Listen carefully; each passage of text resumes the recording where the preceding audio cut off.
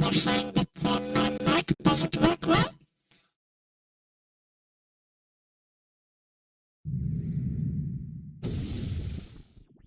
Okay.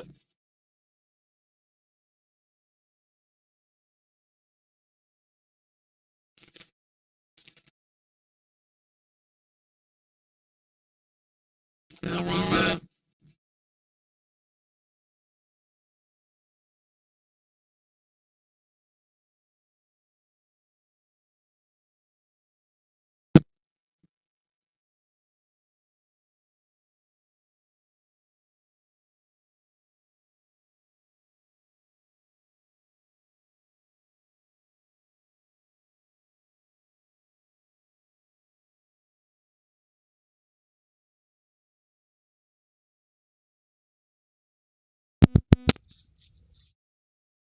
I have no ways of I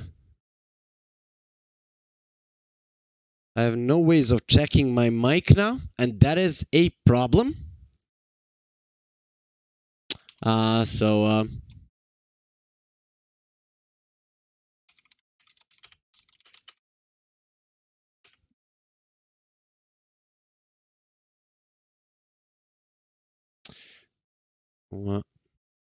I'm not really sure why this is happening. Looking at it right now, I have no ways of seeing this one.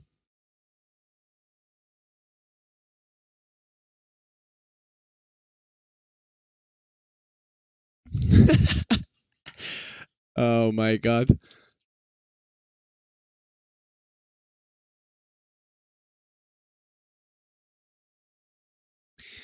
So it's quite cool that this happened in the grand finals. I'm looking at the chat now, I'm laughing.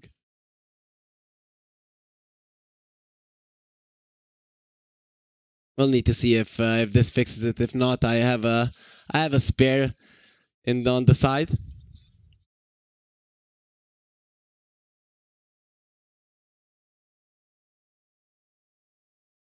So I'm anyways gonna continue speaking now, but if this doesn't help, okay, I'm now gonna be getting finally the info from the stream if everything is okay.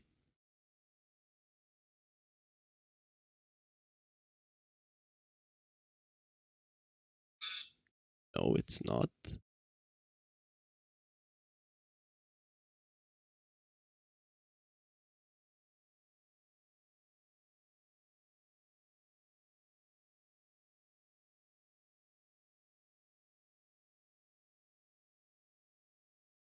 I'm still waiting to hear it on the stream. Like I said, I have no ways of checking my mic.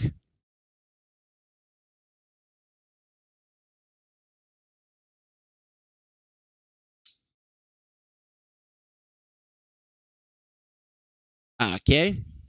So everything is fine. Now I heard it on the stream. We are not gonna be enjoying my voice for the entirety of the for the entirety of the draft.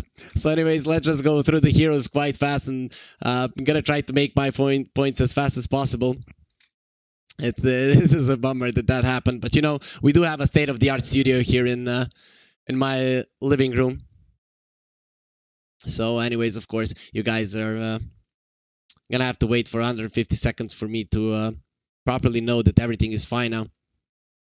So, anyways, SMG went for a Night Stalker and the Mirana. We haven't seen them play the Night Stalker that much, I have to say. With the Earthshaker, it is gonna work out quite well. And Mirana being picked now, seeing as the Earthshaker is here, it's definitely gonna be a position 2 Mirana. So yep, guys, I have turned into a real boy.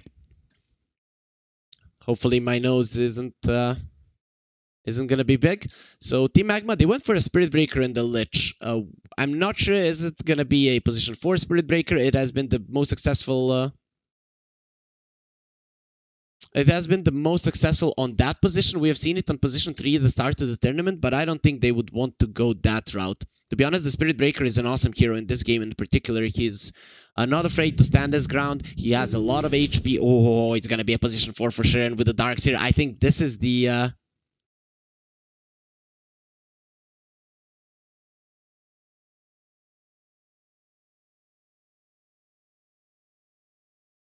This is gonna be the first Darkseer appearance, I think. Team SMG don't have any illusion-based heroes that are pretty good against that the Darkseer is pretty good against, in a sense that he creates a hero that has a lot of stats, and then that illusion is going to be incredibly strong. The Team SMG need a hero like that to play this game, to be honest. Spectre would probably be a hero that they would want to get in this one, but against the Darkseer, I don't think that's something that you want to do. Bloodseeker, though, is a very good hero against the Darkseer in the game, in the lane, and in this game in particular, it's actually a really solid hero to put on the carrier also. It wouldn't surprise me if Team SMG would just put the Seeker on position 1 here, knowing that mid 1 is one of those heroes that...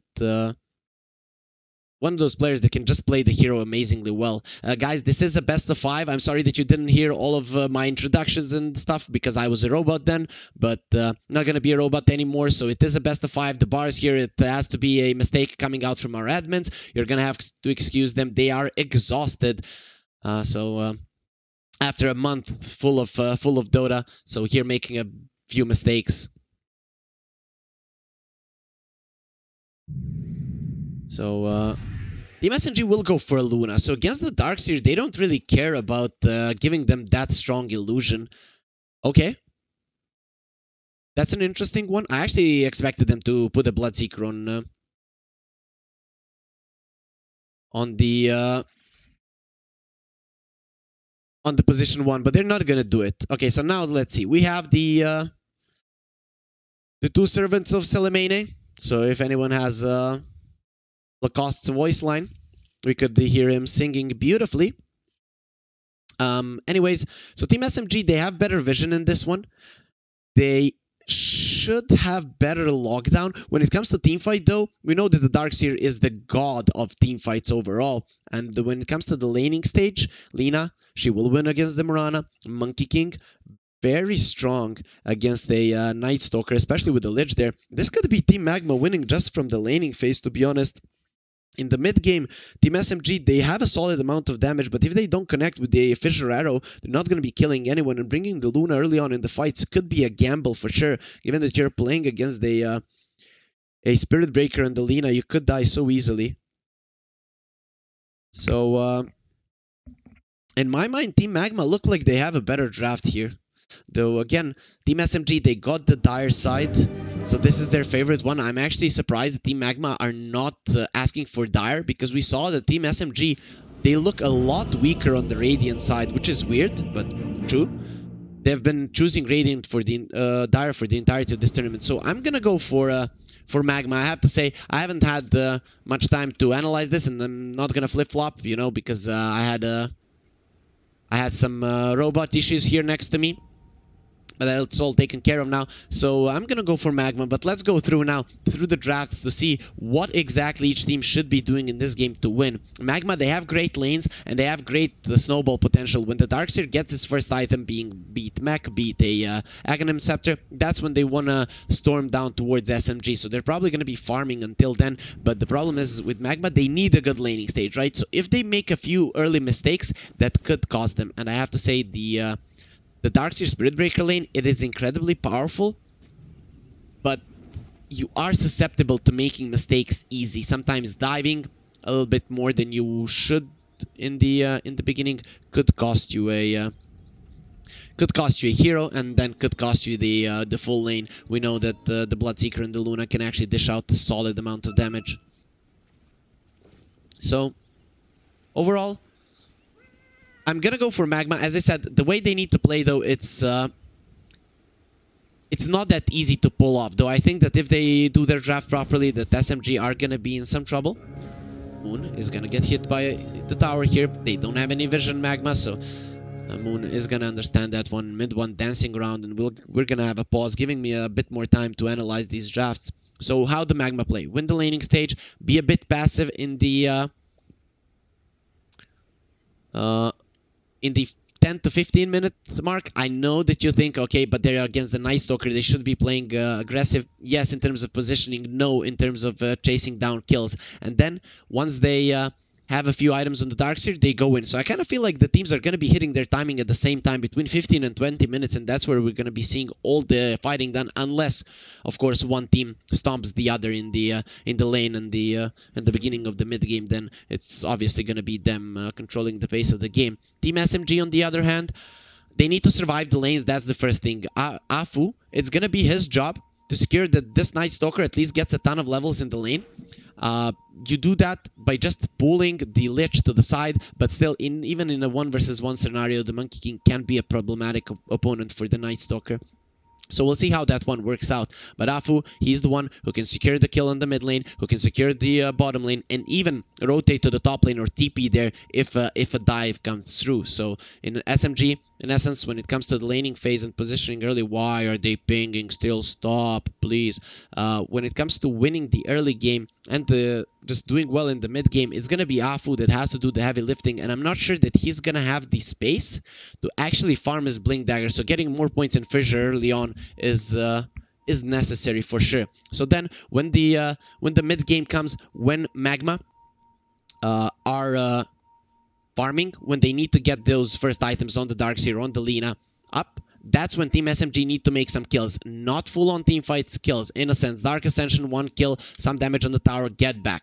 Fissure, arrow, get back. And knowing these guys, they know exactly how to go in and out. They're really good at this. And this is the style of gameplay that they have been developing. So Team SMG, they have tools to play against Team Magma. Though I just like Team Magma's draft a bit more. They're going to have better fight in the late game. They're gonna have better lanes. Their mid game isn't that bad. Their damage output, their ability to burst down someone is pretty solid as well. The thing that they lack in this game is gonna be vision, and that's one part where Team SMG need to exploit it. They have the Moonlight Shadow, they have the Night Stalker Night Vision, and also the Luna Night Vision that all helps. Plus Luna and the Night Stalker kind of help each other there, given that the Luna can block out the moon, the sun herself with the moon, and it will be okay. So Moon Studio from Ukraine is asking for the teams not to unpause, but given that the Luna isn't here, they're probably not going to be doing it anyways. So guys, if you haven't watched the upper bracket finals, you should know Team SMG, they pretty much crushed Magma. Though Magma changed up their draft, they changed up their approach. This is the first Darkseer game that we're seeing in the tournament, and it's just awesome that we get to see it. Also, I'm not really sure what's the problem with Team SMG. We are playing on the Southeast Asia server now, so they should not be using the VPN, and Team Magma are using the VPN at this point, so as not to have any packet loss. Guys, don't think that this changes anything. The teams are gonna have roughly the same amount of ping, so everything should be fine in that regard. So they need to wait for the decision of the admin. Okay, Moon Studio is gonna approve of it. We're gonna get a green light, and the game will be starting finally, guys. Best of 5 grand finals, Magma versus Team SMG. These two teams have deserved their spot in the best of 5 grand finals, and now finally we're gonna be seeing who's gonna be the victor. 12 teams were the participants of the OB.Moon Asian Arena Season 1. 10 of those in the group stages, and 2 were directly invited to SAG. They didn't win a single series. I don't think they won a single game, but don't hold me by that one. They lost in the upper bracket for sure 2-0, but in the lower bracket, maybe they got a game. But Magma, they're gonna be definitely showing that they deserve this spot to be directly invited. On the top lane, there's instantly gonna be a lot of aggression. We all know how weak the Darkseer is level 1, and he's gonna be feeling the burn here, though the Spirit Breaker, this hero, is nothing but weakened. Goes to the Luna. He's ready to put that lantern in her face. The mid one with a solid positioning, at least for now. He'll be okay. Magma. Oh, a big mistake coming out from the Spirit Breaker. They're not pulling the wave, but still gonna be a bit of a formidable opponent towards this Bloodseeker. Usually the Seeker would be the one winning the trade, but with the Iron Shell plus the Spirit Breaker being a very tanky hero early on, it's not that easy to do. So top lane, there's gonna be a lot of bruising, and hopefully the same will be true on the bottom lane. Oh, nice dodge there on the fissure damage from the Monkey King. He's gonna stay at tango for a long time though. And now, Afu and Kaz kind of fighting each other out on the top lane though. We do miss a first blood in mid one, and Raji will be getting that one on the bottom lane though. The Shaker falling low as well, but Afu, the same fate will not be following here for the Earthshaker. So one cow dies, but the other one will survive.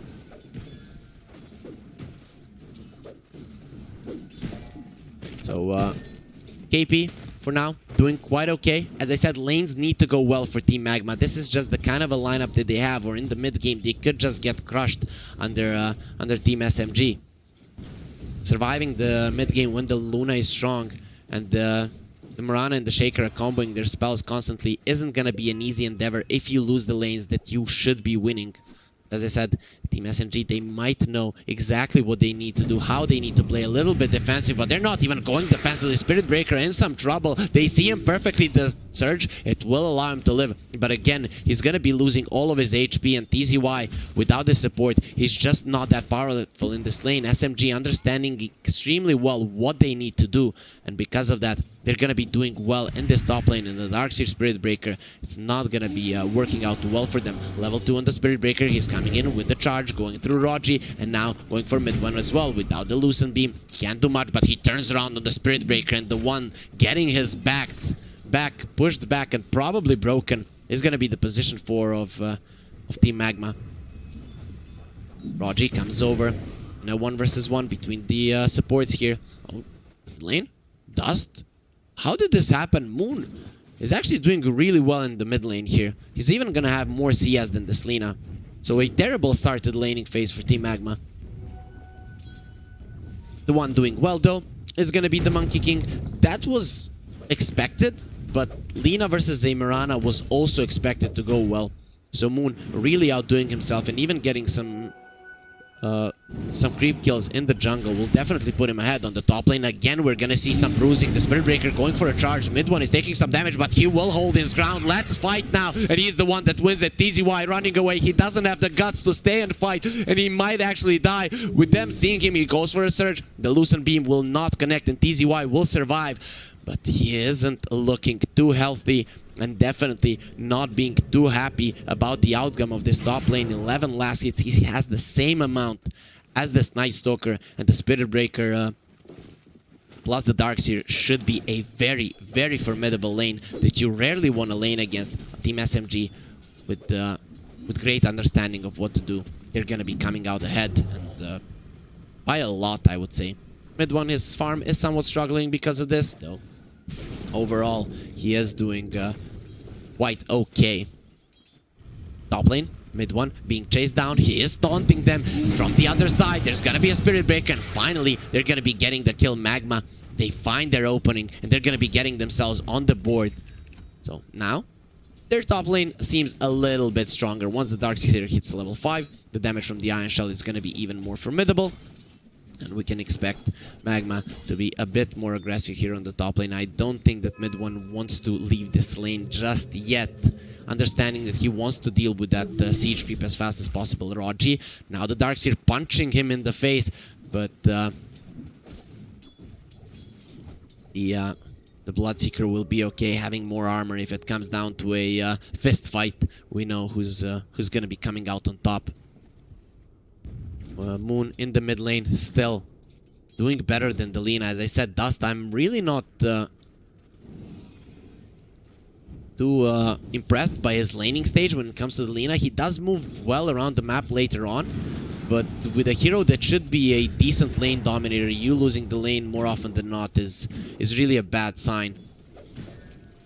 So, given that the mid laners are just farming at this point, we're going to be looking at the side lanes. Monkey King is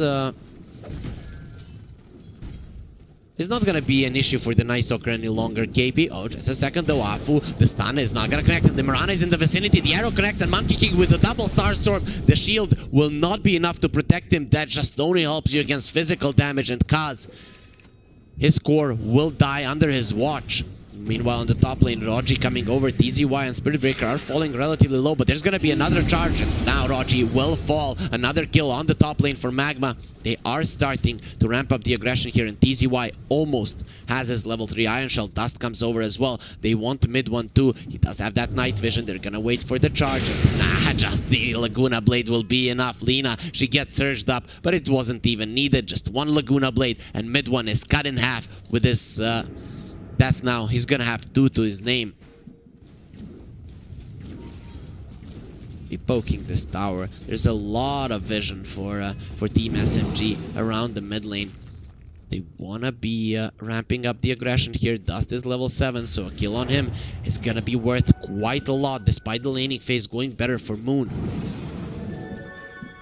For now, Dust keeping himself out of that one. The Shaker coming from the side. Fissure into Arrow. Fissure, Arrow. He's on the wrong side of it. And SMG will not be doing it, but the TP is coming over. Arrow to the face of the Spirit Breaker. Point blank. The cow will not come to the Mirana, and the cat lady will be okay. Trying to dish out as much damage to this tower, and with the DD, the damage done was definitely significant. Despite 2 deaths though, Luna is doing quite well in terms of farm. Mid one doing okay here. He's not going to be going... Oh, just a second. Mid lane. Again, the Spirit Breaker. This guy, he got bruised up so much, but every single time he does manage to get himself out, at least in the past few engagements. So he's going to be quite happy with that one. So as I said, Luna is doing quite well. He's skipping the lifesteal again. Mid one, he's doing it every single time, just going for an instant Dragon Lance, and I'm fine with it. He finds the possessed mask, and he just has faith that he'll find the right item. SMG again are forcing down this mid lane.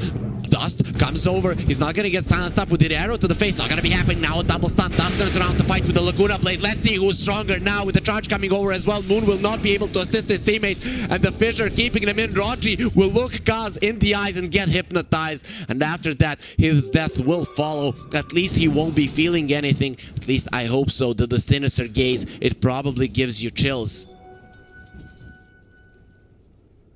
So nice turnaround there from Team Magma. Fissure into Arrow, not connecting. That's why I would like to see 2 points in Fissure though. It is normal that he goes for this in the beginning.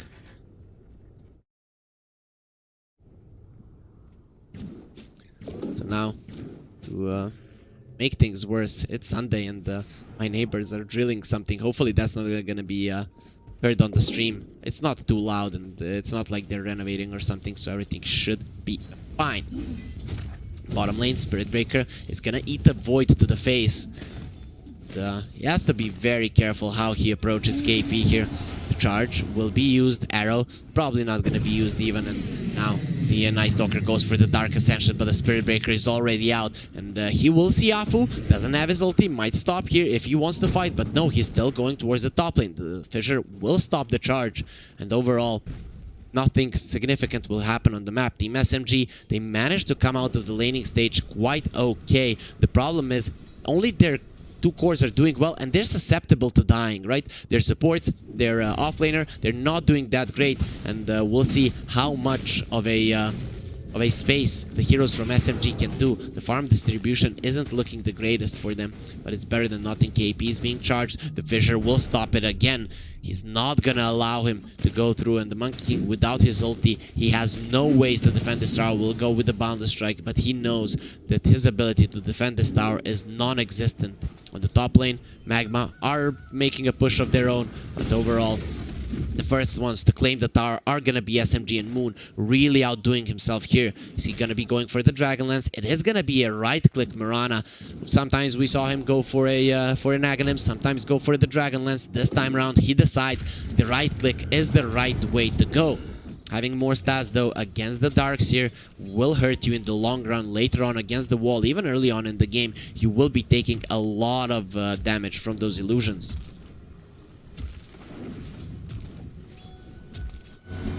Charge going towards the bottom lane. They see KP and they want him dead. Will probably be able to get him. The Nether Strike is ready. He does have the Crippling Fear. Probably won't be able to TP out. The Nether Strike used immediately. Jump on his head without the ulti. There's nowhere that he can go. They're gonna get the Jingle stacks, and the Boundless Strike will finish him off. Actually, it won't. He will live long enough to survive another hit, and in the end, Monkey King, he does get the kill. Magma are starting to ramp up the aggression now.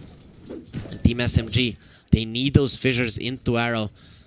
Afu and Moon aren't playing that much together at this point with the Dragonlance down on the Mirana. Same true for the Luna. Team SMG actually have the tools to fight right now. It would be bad for them if they don't use them to at least get a few kills or maybe open up the map a bit with this mid lane tower being taken down. Stun on the Mirana with the Laguna Blade. Moon, he might actually survive this one, and he will with the infused range drop, so he will be okay. What an arrow. This guy, he's not gonna get caught. The Dragon Slave, he doesn't have enough mana, and Moon survives. Just one more hit was needed, but it will not be done. Now the Spirit Breaker closed in, but he will be okay. As a cow, he's used to being closed up, but he will be getting out of that one and out of his enclosure and free to reign the map again. Fissure into Arrow, not going to be happening even if the Moon isn't here, and the Dust, he finds an Invis rune, so we'll be fine. Now the Fissure onto the Lich, but he will be okay. Darkseer, what is he going for? It's going to be an Aghanim Scepter. As I said, the first item on the Darkseer, that's going to be the timing for Team Magma. That's why they're not playing too aggressive right now, and SMG, they need to use this. That's why we see them in the mid lane with 4 of their heroes, and even the Night Stalker is coming over, so this could be a big fight for this mid lane tower, especially with the Monkey King coming over. The Wukong's command is going to be their Boundless Strike being used. They found the Earthshaker, and he's just dead. Sinister Gaze into a charge, and he loses his life. Lina in some trouble with the Rupture on him. Dust has to be careful. He's moving away. Turns around and fights. He will stand his ground. Now the Nether Strike onto the Luna. Get back into it with the Laguna Blade is dead, and KP, he's trying to salvage this fight, but he'll give his life away. And Moon, where do you think you're going? He escaped earlier. The arrow this time around not going to be connecting, and the Spirit Breaker will find him. He wants to bash him in the back. The arrow, it won't connect. And Moon, this means that you will die. Another Sinister Gaze, and Team SMG are definitely gonna be scared of this Lich for the continuation of this game. You can just imagine how hard it is to look into those eyes, that big red third eye. The Lich and Raji is being chased down right now. Magma, they want this tower, but probably will not get it. SMG will bring the numbers. They will make sure that the tower does survive. In the end, mid one will get the deny, so at least some gold will be taken away from Magma. The problem is Darkseer is approaching his Aghanims, and now they have the map open to make the plays. Magma doing a really solid job in this game so far, but SMG are not out of it. Not just yet. Echo Saber done on the Monkey King. While he's farming his teammates, they have another thing in mind. Lina has the Yule Scepter. He's gonna find Raji. The stun will probably connect, and Raji, he uses the Rupture. There's gonna be an arrow to the face of the Lina, but the Mirana, he has to run away. He knows he cannot commit onto this one. It would be a bad move, and even with the Dragonlance, now he understands we need more magic damage. We'll be going for the Aghanim Scepter, and that's definitely the right choice. Afu farming his Blink Dagger, and this is what I was afraid of. I think that he doesn't have the luxury to be farming for that one, and they finish him off. SMG, they need this Shaker to protect their cores, but for now, the supports of Team SMG are just being food for Magma, and it might not stop just yet. So KP, he went for a Midas. There's gonna be a Yule's Laguna Blade isn't ready just yet. Oh, he misses the stun there. Do they have a Dust? Without that stun, they will not be committing any further. Dust makes a slight mechanical mistake, which will probably cost them the kill. They did have a sentry, and now the mid lane tower should fall with no one on the side of Magma here ready to protect it. With the Moonlight Shadow, Moon will be protected from any kind of an attempt on his life, or will he though? They're coming over. KP is in the vicinity. They have the Dark Ascension. Kaz, he's gonna be eating this one. He doesn't care if he's the one to fall. Dust immediately goes for a TP out and will be successful at doing so. Nothing that SMG can do about this one, but the Dark Ascension used for a pickoff, this is what they need. Pickoff and back, pickoff and back. We talked about it in the drafting phase while their Luna is farming, and mid one definitely getting ahead of everyone here once the BKB is done. The Darkseer, is he really gonna be strong enough to fight him? Moon getting charged up. He does have 2 leap charges, but they're gonna turn around onto the Night Stalker. This time around, Dust is not gonna be missing his stun, but KP, is it gonna be enough for him to die? Yes, it will. With the Boundless Strike connecting, the carry of Magma is not gonna be missing that one. Arrow The Spirit Breaker, still gonna be okay, has the Nether Strike, has an Iron Shell on him. He's very fast with the Bulldoze, but Moon, he gets himself out of that one. Charge towards the bottom lane, he sees Moon, they want the Mirana, will use the ulti, get back into us, you're not going anywhere, my friend. And TZY, he gets the kill, the Fissure on 3, but Afu, he just showed himself. He will be going for a TP out though, and will survive. Mid one though, in some trouble, he doesn't want to die right now, but it seems like they know exactly where he is. Boundless Strike isn't ready, and mid one will survive. He TPs to the top lane, and the Luna gets herself away. They didn't have a vacuum, they didn't have a Boundless Strike, and that death of the Mirana actually allowed the mid one to live, which is going to be very important. Not dying another time before the BKB will really increase the chances of SMG to take this game back. Mid one though, we're not used to him playing these heroes that he wants to win the late game with. We know that he wants to fight early on, but he just can't do it in this game. KB has been caught. The arrow will not connect. Get over that fissure. You thought that it was placed well, Afu, but we have spells to disposition your teammates too. And SMG are going to be losing KP with the Rupture being used. And Rogi, his impact in this game out of the laning stage has really been minuscule. And that has been kind of the rule ever since people started understanding how SMG want to play this Bloodseeker. Haven't been able to do that much. Mid one comes over, still doesn't have that BKB. The dust will be used. Beautiful charge. Both of them, they will get connected on. Now the Bloodseeker getting caught, and the vacuum wall, the Echo Slam onto the Darkseer. And mid one, he still survives. That Eclipse really did a number on TZY, and Spirit Breaker wasn't close to help his teammate, but even if it was, it's not certain it would be enough. Lucent Beam is ready. Luna probably will not allow this one. Oh, he is not gonna be the one that actually gets the choice, but the Nether Strike, without it, they can't get the kill, and they had to use their spells to finish off Rogi. So he'll give his life for his carry, and mid one will again survive. He will be remembering his supports, and that's the most important thing, guys. It's how you lived and how you will be remembered. Mid one, he knows that he wouldn't be here without his supports. KP though, you really want to be in this situation. The Nether Strike is ready, they will pull him in, and now the Nether Strike not gonna be coming out. The Crippling Fear, they're afraid of KP, and you should, because this guy is strong. He's a vampire ready to drink her blood, but he does prefer human blood, so Lina would be better for him, but it seems like a cow will have to do. Charge, he turns around onto KP, and KP taking a solid amount of damage. What a stun from Afu. That's gonna be a double silence with the Rupture. Who was it used on? It's gonna be on TZY. He can't move that much with the vacuum. They're just trying to keep themselves alive. Magma in a lot of trouble, and KP, he gets another kill. That's 3 heroes dead. Dust in some trouble as well. The arrow will connect just with the Lucent Beam, and SMG, they get another one. Getting 4 heroes, losing only the Earthshaker in the process. Afu setting that one up perfectly with a double enchant totem. And then with a follow-up fissure, the supports of Magma just were completely out of the fight. Without the Monkey King, they couldn't do anything. He does have a BKB. This was a big timing for Magma, and they will get pushed back and lose it. We talked about SMG and their potential when they get the farm in the later stages of the mid game, but it's still not the later stage of the mid game, and it's becoming a problem already for Magma to deal with SMG. So what now? SMG are gonna go for a smoke. Once they have a BKB on the Night Stalker, he'll be a formidable opponent as well, but the biggest problem, it's gonna be mid one. That's the one that you have to think about. Magma, at this point, they will have to play for the later stages of the game. They need a Darkseer vacuum wall to do so much in a fight, or SMG are just going to be doing better. And the problem is that you are playing against superior vision.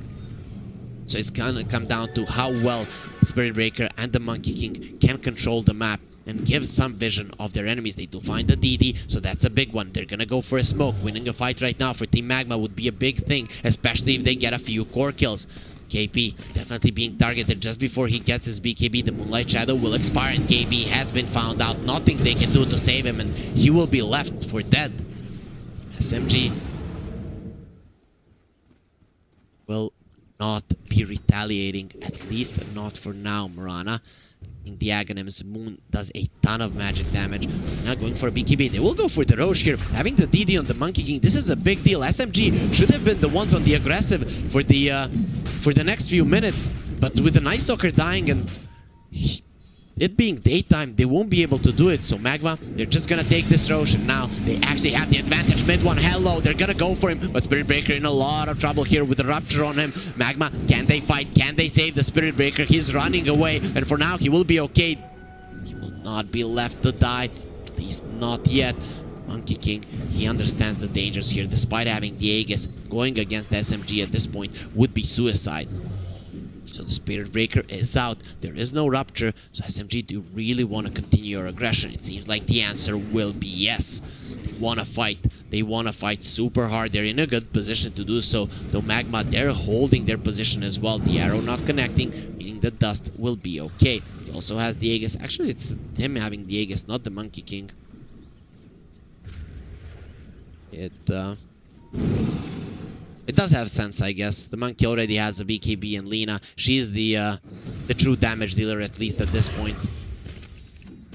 Getting the stun on the Luna, it's a big thing. The problem with SMG's lineup is they're up against the Spirit Breaker and they're up against the Darkseer. Those heroes are very formidable against any core in the later portions of the game. Especially, let's say, a Luna, right? Her illusion is gonna be a big problem, and the Luna herself, if she's getting bashed up in a fight during her BKB, that's a big problem as well. Now the stun onto the Lina. The arrow will not be connecting. And thus, he just holds his ground, stands in the river. I don't mind even being on the low ground. You cowards cannot come to me. And SMG, they understand this. So we'll be going towards the bottom lane, where the next fight might just happen.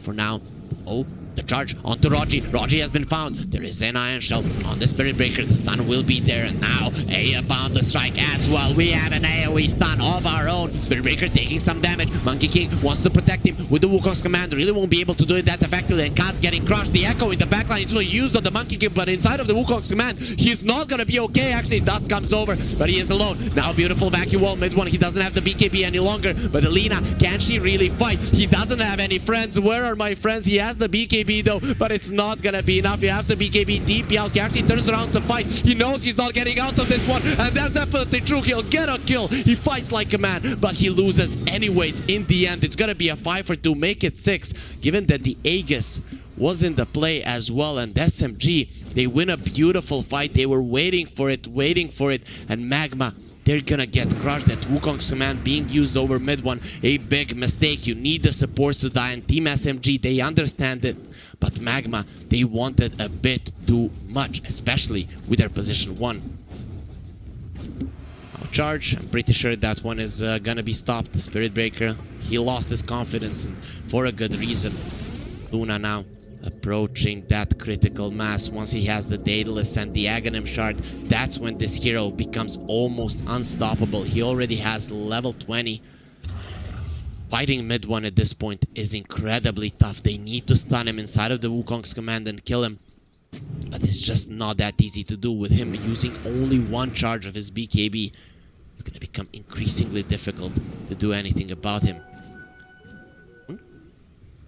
He's going for a BKB. He really hasn't been getting many items here. Moon gonna get charge on. They have the Nether Strike as well. Gonna push Moon back, but they need follow-up stuns as well. And where are they? The bashes are gonna be there. Yules into a stun, into a bound strike, and Moon will die. So nice pickoff coming out from Magma. That's exactly what they needed. The Rupture on Kaz though, and they see him perfectly because of the thirst. They want blood, and Rogi is not going to be getting it, but now here comes the Spirit Breaker. He was the Bloodseeker. You bash mid one? No, bash is not going to be there. He doesn't get the hit. And now Rogi, he will be falling down. So 2 kills for the side of Magma in quick succession. They do lose their Lich, but will be getting 2 in return and will be much happier with the outcome. Though mid one again gets himself out. Spirit Breaker, nice presence of mind, wanted that bash, but will not be getting it in the end.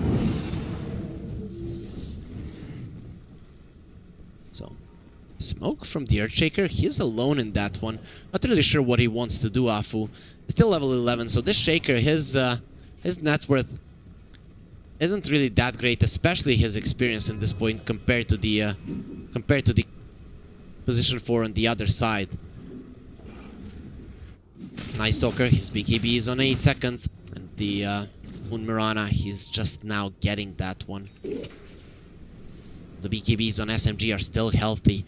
Now, under the guise of the Moonlight Shadow. They get a stun on the Darkseer. They're gonna get a fall off as well. Oh, you want both of you to die? No problem. Afu will make it happen. In the end, mid one is the one doing the damage, but Afu, just no hesitation whatsoever. The Spirit Breaker comes over to help, and he's just gonna be dying together in the end. The ulti from Afu, it will be echoing in their ears for quite some time now. Magma, without two of their heroes. SMG, we know how aggressive these guys can be. They have the Daedalus, no Aghanim Shard on the Luna just yet. But where is the confidence of Magma? They had the Fissure onto the three of them. This is not looking great. Lina has been caught. Monkey King, he uses the Wukong's command, but they might just stay inside of it and fight. The Rupture has been used in the backlines. KP is going in, and this is SMG that we know. This is the SMG that we love. The ones that dive and the ones that don't only take your game, they take your entire confidence in yourself. Magma definitely aren't looking good. Nice vacuum wall onto three. They want the Luna, but now will they be able to get him? Mid one will finally fall, and Magma with two buybacks, they're gonna be able to keep this one alive. Team SMG though, they were in their tier 4s, and it is a big statement from SMG. We are the ones controlling the game. You have to buy back to fight us, and Magma are gonna be doing it. So they do push back SMG. We're still not out of it, guys. We can do it. Let's see if SMG, if they have a response for it. Are they ready to destroy all the hopes of Team Magma? Or will it take a little more? Magma could get back in this one. See the what will happen in the end. Spirit Breaker going for the Aghanim Shard. I actually like this quite a lot. You use it, use the ulti on the Luna, then you have that BKB, and you can charge someone else, which will be bashing the Luna again if he's next to you. So they don't get their access, though the tower has fallen. We all know what happens when the Luna gets to a base where there is no tier 3. Those glaives are going to be a big problem. Lina getting caught. The arrow. Oh, it doesn't connect. They didn't have the arrow, and because of it, Dust will survive. He didn't have a BKB, so this could have easily ended up in his death, and KP, scared for his life, will be going back. It's like that crippling fear is working against him in the real life. Kaz was gonna get his ward rewarded immediately. Moon, do they want him dead? They probably do, but they're not gonna be able to take him. And SMG keeping themselves out of any engagements before they do get their Luna back in the game. And the mid one, he is back, and he is hungry for blood, going for a Lincoln Sphere, quite understandably so. The thing that he's afraid the most in this game is a charge, and it's not gonna be able to be used on him. The heroes that can remove his Lincolns, they're not there really for Team Magma. Lich, he can't get close. Dust using the Laguna Blade, not really. Maybe the Yules. Still, it means that Magma cannot charge mid one. At least when he gets the Lincolns, it's still not there. So KB, no BKB for 16. The smoke could be quite great. Roche did respawn. Relatively early respawn. It's an Aghanim Shard plus the Aegis for whoever claims the Aegis. It's gonna be crazy enough though to be fighting a big dragon. It seems like both teams have the same idea, and Spirit Breaker is gonna get stunned up. Sure, we want you dead. Come over. The Bulldoze is actually keeping him alive, and TZY, oh, he comes with a beautiful one. They put mid one back, and now his own illusion will be crushing his head. He doesn't have that much lifesteal, and mid one will definitely fall with so many hits from the Lina. That Fissure a little bit too late, and with the Echo Slap they get the kill, but the Monkey King comes over. You wanna kill my teammates? Well, let's see how you do against me. That's just a little girl that you focused on. KP though is being charged up. He does have a Blink Dagger to keep himself out of this fight, and the Monkey King, he will be brought back. So now he wants to continue chasing Afu without the Blink. He could be in a lot of trouble. Boundless Strike, he's threatening with it, but they saw KP. He's gonna be trying to get himself out of it, but this time around there's no one to help you. Where's your Shaker? Where are your friends? You do not have them, but you're gonna have us. The guys that are gonna be quite nice and just end your life fast. TZY winning that fight all on his own with a Blink Dagger. This Darkseer is becoming a problem, and the king of team fights will just show how hard it is to play a Luna against this hero. Monkey King, he goes for the Invis. They know might be in the vicinity, but the charge on Raji, a race car. Oh, he will be dodging that boundless strike, but it doesn't mean that he's gonna be living. They get multiple stuns though. The Spirit Breaker, he wants to put Raji back, and they'll definitely get a kill with the vacuum there on Moon. Buyback on Raji, but Moon is getting pushed back, bashed up. He wants to get the Lich and will be able to get the kill. Jumps to the side, Moonlight Shadow. Do they have a dust? No, they don't. And because of that, Moon will be surviving with the Monkey King just getting himself out of harm's way. They know they have to fight right now, Magma, because they have no buybacks on their dead heroes. So getting a few kills before everyone is alive on SMG is a necessity. But TZY, without the mana, he's gonna have to take a walk of shame to the base. So SMG in a smoke. Now they want to fight again. But mid one, he understands the predicament he is in. Vacuum wall just completely crushes him. Not only him though, his entire team as well. How are the buybacks looking on SMG? They only have one on the Shaker, and the Moonlight Shadow will be used. So, Luna. Oh, actually, not. Why did it look to me where, like it was the Moonlight Shadow being used? I'm not sure. This, I guess my eyes aren't working well. Moon. Oh, he could be in some trouble. The charge, the follow-up stance. Moon is just dead. Does he have a buyback? No. That should be a free Roche as well. Now the Night Stalker, he did use his ulti. Dark Ascension is there. You can see them, but you being able to see doesn't mean there's anything you can do about it. And Spirit Breaker just pushes on forward. Who wants to fight me? Pretty much no one. With that bulldoze activated, he can go through every single stun that is used against him. The lead from the SMG has been cut down, and now the Darkseer being caught, but he has the BKB. He uses it. The vacuum is not going to be there, and TZY is getting himself out of it. They use the Rupture. They know who the most important one is, but their support, they're just going to keep him away from the Luna, and because of that, they're going to die. Immediate buyback from Mafu with the Echo still not being used. TZY, he needs to bail, and he's going to be able to do it, at least for now. Do they see him with the Thirst? Yes, they do, but not for long. Wukong's command not ready. They have their BKBs. Monkey King doesn't, but Alina does. He's gonna have to be the one leading the charge. Mid one doesn't have the BKB either, though he knows without the wall, this is the best chance to fight, but both teams will be quite hesitant to get into a battle with the other one. For now, everything will stay completely even here between the teams. The gold lead also has been taken down. Team SMG, they don't hold the lead any longer. They were diving tier 4s just 5 minutes prior to this moment, but they don't feel that confident anymore. Their confidence was shut down by just a beautiful vacuum wall, and TZY is ready with a vacuum wall, and he's ready with a supersonic punch that says a normal punch, but we all know what it means. Pretty much punches your soul out of your body, and it will turn against you.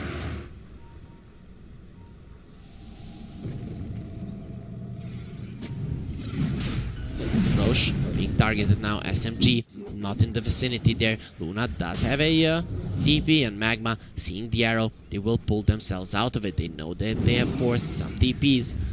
Let's see now Magma going for a smoke. They want to fight. The charge will be there. Going through two heroes. Spirit Breaker going with the ulti. Can they kill Moon? Yes, they can. With all of the stuns, he's gone. Does he have a buyback? Not really. KP goes into the backline. He's not using the BKB just yet, but that just means that he'll get a normal punch to the face. Now, inside of the Wukong's command, they'll get another kill. Afu, he just bought back with multiple bashes. This could be really bad for him. Spirit Breaker still has that bulldoze, but his life will not be spared anyways. They do get him. Now, a vacuum wall. They found the Luna. A normal punch to the face. 2 over illusions will do the trick, and TZY gets a double kill, just completely overturning this game, and the game, it's now over. With 2 Luna illusions, there's no way that Team SMG can defend this one. They have the glyph. But with 80 seconds on the sidelines, 40 for the next hero to come back to life, it's over. Game 1 will be going to Team Magma. Is that going to be the case though? They do use the glyph. Magma are still quite hesitant to finish this one, but they know, they know, they're pinging out the throne. SMG, you can win in the upper bracket finals, but we'll let you do it. We'll let you win against us so that you think that you're the better team. But Magma showing here with this draft, with these movements, with these plays, that they have what it takes. Don't touch our Lich, don't touch our guy, just go down. He can buy back and fight, but the outcome would be the same, and Team SMG will accept their defeat in game number 1, and the grand finals will start off with the loss from Team SMG, who came in as the favorites, but Team Magma will get the first win.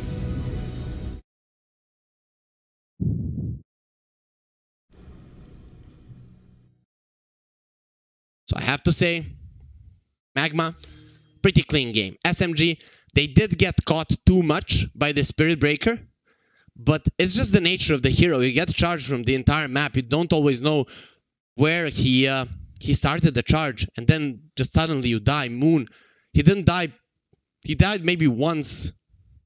Yeah, look at this. He died twice until minute 25, and then he died just so many times until the end. It's maybe I'm just nah. He just died twice in the end, and pretty much those two deaths of his were the reason why Team Magma were able to win this. SMG, just 10 minutes before this one, in minute 25, they took down the tier 3 looking like they were going to take down the game. But Magma, they kept their cool. They got the blink, they got the BKB on TZY, and those were the items that changed the game. They couldn't stun him, they couldn't prevent the vacuum wall, and they couldn't win the fights. Picking up a Luna against the Darkseer, I was hesitant about it, and now definitely I'm sure that it was for a good reason. So with all of that being said, these are the games that we want. These are the games that should be seen in the grand finals, and hopefully we're gonna get 5 of these kind of exciting all over the place games between these two teams. That might be too much to ask for, but still, you know, we are Dota fans. We like to take everything and just enjoy this game for its greatness. So guys, thanks for watching. We're off to a short break. As soon as the players are ready and up in the lobby, we're going to be coming back with game number 2 of the best of 5 grand finals between SMG and Team Magma. So stay with us.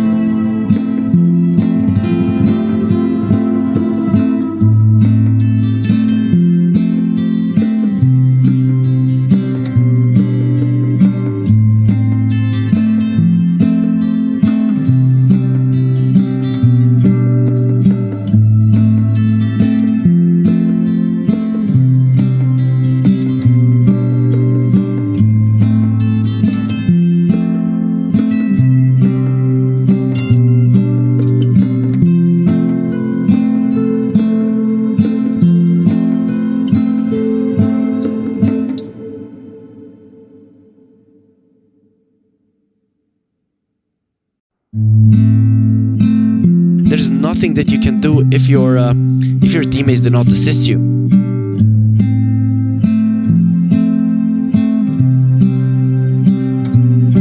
So Team SMG banning out the Dawnbreaker. Team SMG have been known to play it, but not too often. So I'm not sure what the reasoning behind it is. Usually when you're playing a Necro, you don't want to be playing against heroes that do provide heal, because if the hero gets healed up mid Reaper site, it won't be doing as much damage as you would want it to. So I guess that kind of makes sense, but the Solar Guardian isn't really something that's going to heal you so much in 1 second. So anyways, they ban out the TA as well. Team Magma, they haven't been playing the TA much, I have to say, so that's an interesting one. Picking up a Tiny early with the Grimstroke, this is going to be a lot of burst potential for Team Magma though. The one thing that SMG know how to do is when they play against aggressive lineups, they know how to position themselves in an aggressive manner so as they get a lot of farm and they are able to respond to the aggression. If you guys remember in the previous game, just when Team Magma wanted to fight when they had the Aegis running onto the high ground in their big jungle around the outpost and they got caught and destroyed. Team Magma are gonna pick up an IO now, so another buff for the Tiny. Now he has an Inkswell, he has the overcharge as well, and they have a way to kind of save from the Reaper side, from the Necrophos. Just the mech on the IO will be a big problem. SMG instantly go for Alina, so they want to have some burst damage of their own, and Moon now, he wants to show Dust how the Lina is played. They'll go for the Elder Titan as well. We can assume that KP will be playing this one. I don't remember that Rogi played it. No, sorry, not KP, Afu. I know that at the beginning of the tournament, KP played it often, and then we saw it a few times on Afu, so I assume it's going to be Afu this time around. But this is going to put Team SMG in a situation where they don't have a good setup for the Lina stun. Yes, the stun from the Elder Titan, it is there, but if you are anticipating that it's coming, you're probably not going to get caught in it.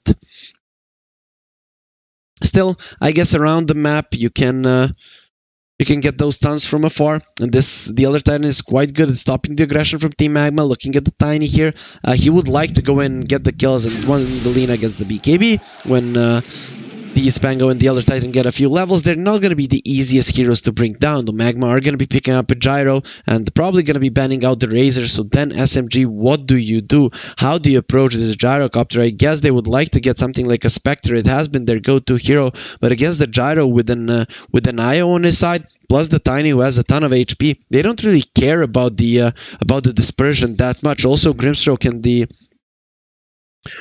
the IO aren't that easy to kill with the Spectre either. So I'm not sure it's a hero that Team SMG would want. I think Team Magma just protect this Gyro from his counters. I think Lifestealer ban and the Razor, and they should be okay. Razor is definitely a necessary ban. Yeah, he gets out. Team SMG, they ban out the Ember Spirit. They're expecting... What are they expecting? This Tiny to be in the offlane? I doubt that's gonna be the case. I think Tiny is sent to the mid lane for sure here. Against Lina, he actually lanes quite well. So, SMG, what's it gonna be? I think they need to ban out the offlane, or something like a Sand King makes a lot of sense. They'll ban out the Storm. They still think that this Tiny will be in the offlane, and TZY, I guess he can play it, but I don't see why he would. They do ban out the Spectre, so it's gonna be that hero taken out. I still think the Lifestealer is the best pick here for Team SMG. They might be lacking some damage though if they go for it, and he doesn't have a good start. So Magma or SMG, what do you take here? The PA, we saw them play it, not a great pick here.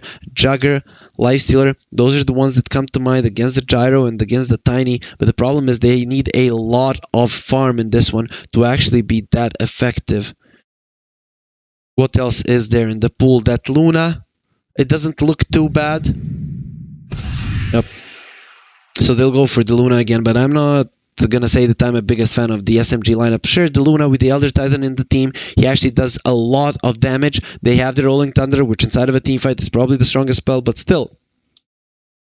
He's up against the Grimstroke. He is up against a Tiny who could burst him down. A Gyro gets a pretty fast BKB.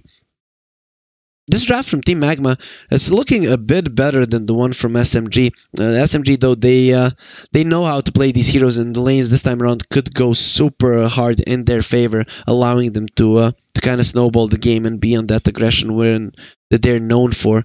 They have been applying in this tournament. So Magma, what do you do? Do you go for a Darkseer again? It is a possibility that the Grimstroke Darkseer isn't really the best lane. I like the Sand King here, I have to say. They are lacking some magical damage, and he lanes well with the Grimstroke. The only problem is you might suffer in the lane so much against the Luna. Though we've seen a lot of Sand Kings get a lot of things around the in the laning phase overall in the tournament. So Magma, what do you do? They also need another setup for this Gyro relocate. The Tiny, he pretty much kills the hero, so they want something that's gonna stun them, so the Gyro can come in. I still think Sand King is the best option. He builds a hood naturally. He can defend towers, which is quite good. Oh, actually the Mars wasn't picked up. So the Mars then, it does make sense. It builds a BKB, it's actually a ton of teamfight, it can do solid amounts of magical damage to set up for the Necro. It gives Team Magma actually a way to enclose heroes until they get BKBs. The reason I'm not the biggest fan of the Mars though is the Pango, but pretty much you can say that for any hero that likes to be all close and personal. But the Pango, you know, he can leave your arena with ease. Looking at the drafts, I have to say I like Team Magma's draft better. The thing is here though, here's what and I'm gonna go for them, right? I do think Team Magma got this one. The thing is though, Team SMG, they have too much damage, right? When you look at these heroes, sure, you're like, you know, not the biggest damage dealers, but the thing is, you have the Natural Order. The Natural Order with the Lina and the Luna, both heroes, they do massive amounts of physical and magical damage throughout the entirety of the game. And this is the thing that could be problematic for Team Magma, something that they could overlook inside of the team fight and just die from everything, right? Die from all the hits. That's the thing. That's why I think SMG have a solid chance in this one, because I think Magma could overextend here and actually put so much faith in the ability of their Wisp and in the to save the Gyro, and in the ability of their Mars and the Tiny to be tanky enough. Tiny though, with the Grow, you won't care about the Natural Order too much. But still, it is something that Magma should think about when they're playing this game. But I still think that Magma got this one. They have such an easy draft, you know, Spear into an Inkswell, into an Avatos combo, someone will die. Team SMG, their only hero that is capable of healing is going to be the Necro, and he is quite susceptible to dying. So it's going to come down to if SMG can win these lanes and use their superior damage to push back Magma. If Magma are allowed to go relatively even in the laning phase to get a few pickups with the Tiny, this should be an easy one for them. Though, as I said, SMG not to be underestimated with these kind of drafts. They've shown us over and over again that they can be quite formidable when they play something like this. So, SMG versus Magma, game 2, it's 1-0 for Magma right now. If you guys watched the previous final that SMG were in, they did lose the first 2 games and then came back strong. But as far as I'm aware, SMG are yet to win a tournament. They got to 3 or 4 grand finals already, and they have never won in their lives. That can really get into your head here, and hopefully they're gonna be able to overcome it here.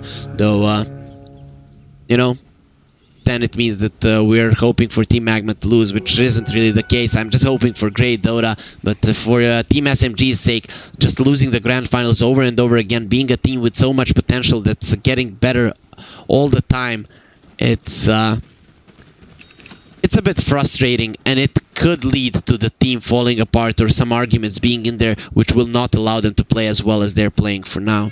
So that's something that they really need to be thinking about, or that they could be thinking about, that could impact their performance in the in the games. Okay, so it's gonna be the IO laning on the top lane. That's an interesting one. Not really sure why that is the case. I guess they didn't want the IO Gyro against the Elder Titan. It does make some kind of a sense, because Grimstroke just does a ton of magical damage, and then this Afu Elder Titan really won't be able to dive that much. If he overdives, he dies, even though the Mars and the Grimstroke would be a better combo overall than the Mars and the IO. So they wanted TZY to have a solid lane, and this is understandable. Mars will be the playmaker in this one for sure. Tiny, he relies on bursting people down, but the Mars will be the one that actually takes all the damage. We could expect him. No, Rogi comes over. He is gonna be taking a ton of damage with the God's Rebuke. Rogi has the sticks, but TZY doesn't want to continue going in. Interesting one. They probably could have been able to grab that one, but they decide it's not worth it. In the mid lane though, Dust is getting pushed back, and Moon, he's showing him how the Lina is played. Dust really, so far when it comes to playing the laning phase with the Lina, he really hasn't done that great. So maybe he just doesn't understand how powerful this hero is. Dust in some trouble. Moon could get a stun here and go for a kill, but he will allow the Dust to live. Go back and then tell your teammates how it was in the mid lane. It wasn't that nice. He will cancel the salve as well, and now Dust will be in an even bigger predicament. 10 last hits on the Moon Lina and just 3 on the Dusk, who's even forced to use that Fairy Fire, but I'm not sure that even with it he's gonna be able to farm here in the mid lane. We're gonna focus on this lane for now, but the Gyro getting low on the bottom lane could be a problem as well. Moon continuing to pressure, and that Dragon Slave will not get the kill. Bottom lane, the Gyro, he's not farming well, and this is something that we talked about in the draft, is the laning phase. The one suffering though is the Luna, but that is the hero that can easily come back into it. Afu will be okay. The Inkswell will connect on the Necro, but the damage done will be minuscule on the mid lane.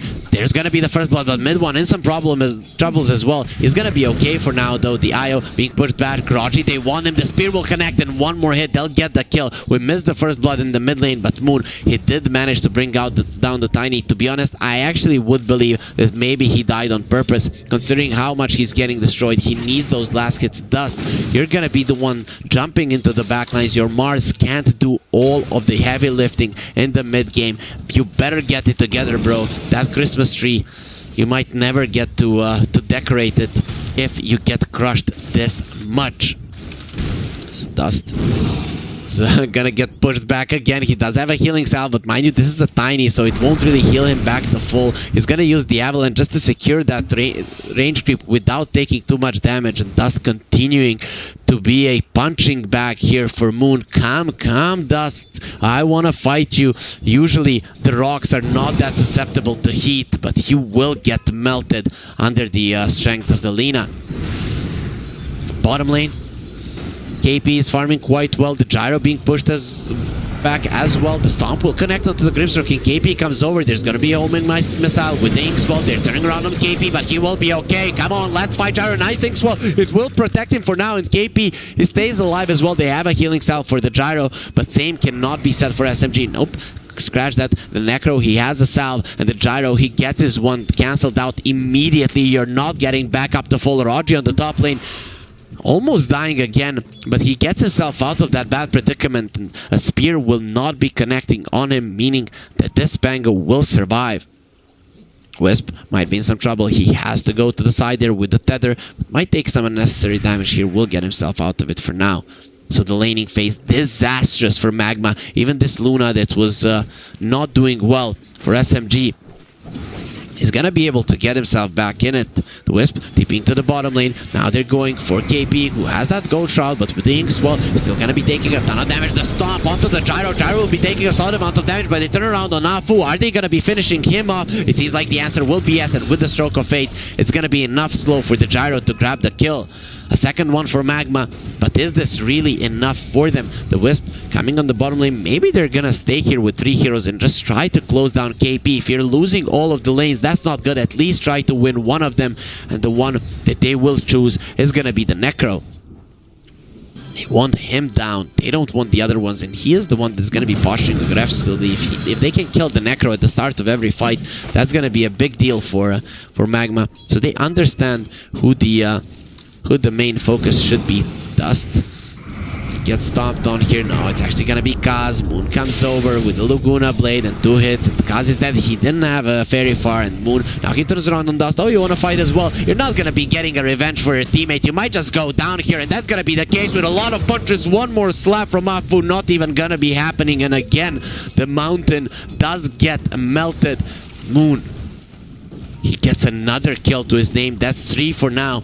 Magma are really struggling. If you would look at the kill score, you would be like, okay, it's fine. But look at the CS, look at this Lina, and what kind of damage has been done to the Tiny. Not only physical, but psychological as well. Losing the mid lane that much will cost him Dust. Really, when it comes to the laning phase, he is really on the bottom end of the mid laners of this tournament. Despite Magma coming to the grand finals and the team as a whole playing well, Dust, his movements around the map in the mid game are awesome, but when it comes to the mid lane, it's really not looking that great. Quite the opposite from Butterfly Effect, who plays the laning stage to the utmost perfection, but then doesn't know what to do in the mid game. But Dust, really, come on, laning phase, play 1 versus 1 against your teammates. You are gonna be getting better. This is just something that shouldn't happen for the Lina to double the Tiny in terms of network. The Stomp not connecting. The Gyro turns around. Come on, fight me. I have the Rocket Barrage, but they will fight you. No problem. Let's go. You and me. Get back to your tower, and that's where you're gonna be sent. Now in the top lane, mid one, taking some damage. The Inkswell that connects. Stroke of Fate is gonna be ready in a few seconds, and TZY holding his ground. The God's Rebuke is gonna get dodged. Raji jumping around TZY, but it's not gonna be enough to survive. Now the homing missile connects on KP, but Moon is on the bottom lane, and he is full of rage from them killing him at the end of the previous game. You know what, Io? You're gonna get popped as well. The ball is punctured, and then another kill will go towards SMG, just completely overtaking this game already. This is something that could have been seen in the drafting phase, that SMG are gonna have a good laning phase, but just not this good. Moon is the main guy because that Dust comes over. They want Moon dead. The Inkswell is gonna get used, but Afu will stomp on Kaz. Get away from my Lina, and Moon is gonna be back. He wanted to kill me, and now it's gonna come back and haunt you. Dust will get pushed back. They wanted this Lina so hard. They'll get 1 kill at least, Magma, but SMG, they're gonna get out with the tower and with an equal trade with Magma just using their TPs, and in the end not getting the big one that they were looking for. He even uses a scan there. The Lina could have died, but Moon, he felt that something was off, and Magma will again be denied a kill that they're so desperately looking for. Magma pushing the mid lane. Mid one is there. He will not allow it to fall. Just stay playing relatively aggressively here. He's the one that had the worst laning stage, but look at this. No one on the side of Magma is his equal. Team SMG, just such a beautiful start. Dust, he knows, I'm not getting back into this game by farming. I need some kills. Raji, please give me your life. Please, I need some money. But the Pango is well aware of these guys trying to steal his belongings, and he's not gonna be falling, at least not just yet. The arena is ready. TZY, he had the best laning stage out of all of his friends. Can he really do something? He wants to use the arena on Raji, but Raji in a very good position. He's not gonna allow himself to get caught by these moves from Magma, and just holds an awesome position here, getting the experience needed with the Rolling Thunder when it is ready. Team SMG might just rotate to come here. In the mid lane, a stomp on the Grimstroke. Kaz will get a silence off, but is it gonna be enough to survive? KP just lifting his arm there, wanting to use the Reaper side. Tiny comes over. Not gonna be happening, my friend. You're not killing anyone to the relocate. They are there. Gyro using the homing missile, but Afu, it looks like he'll be able to get out of there with no issue whatsoever. TZY, at least he'll get the kill on top. So there's gonna be something happening for Team Magma. KP getting gone on, but the relocate, they'll go back. from whence they came. And now SMG, they're searching for those kills. You don't have that relocate, but we know your position and we're coming to take your lives. Io and the Gyro, they're holding hands. Let's do it. Let's die together. And SMG, they're ready to take them out. The Io will get a Reaper Sight through the face, but it's not going to be the thing killing him, so he's not going to be down for that long. They do bring down the Gyro, who didn't want to die with his friend. And the poor ball will die alone. He thought that he was going to be supporting him for forever. But now the great friendship will end.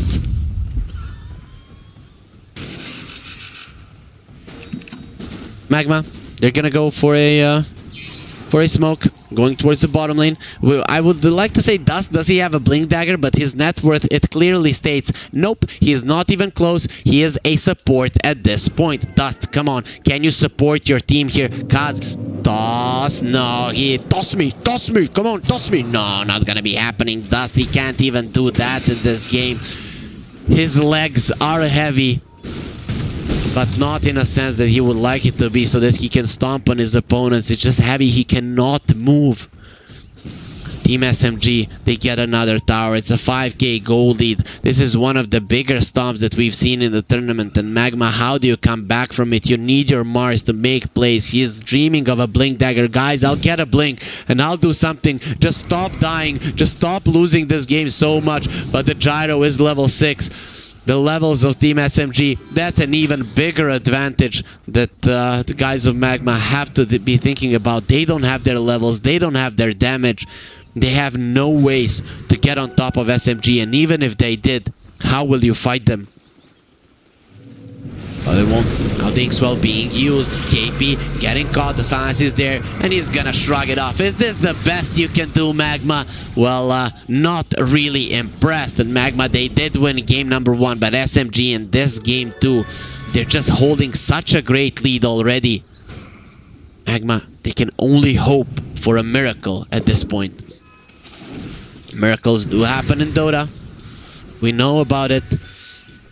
SMG, look at their positioning. They're getting so much farm. They're getting so much out of the map. KP, extremely tanky, going for a Sage. Probably going to be a Sage and Kaya. He wants to go that route. And Moon is going towards the BKB. He doesn't want to be dying just like in the previous game. He wants to have that one relatively early. And without the Spirit Breaker to constantly bash him, he's probably going to be able to survive every single fight.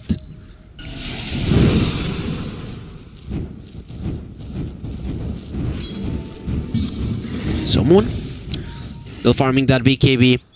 Magma, they're trying to get the blinks. They know without them we can't do much, and TZY will be getting the most out of the map. I'm the carry, Tiny and the Gyro. I don't know what you guys have been doing, but I've been accumulating my strength. The God of War will lead his teammates to probably to death, but it doesn't matter. It's still gonna be him in the front lines.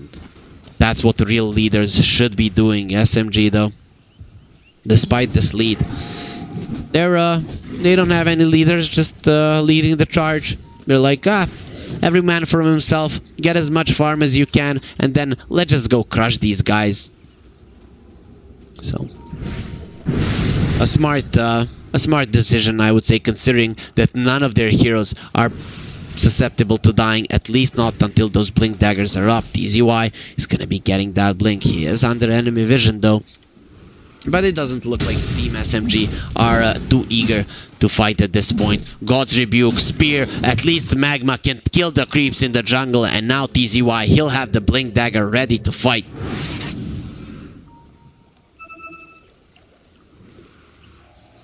So, Gyro, level 7, he went for the Crystals. He knows that he has to do a solid amount of damage in fights to do anything.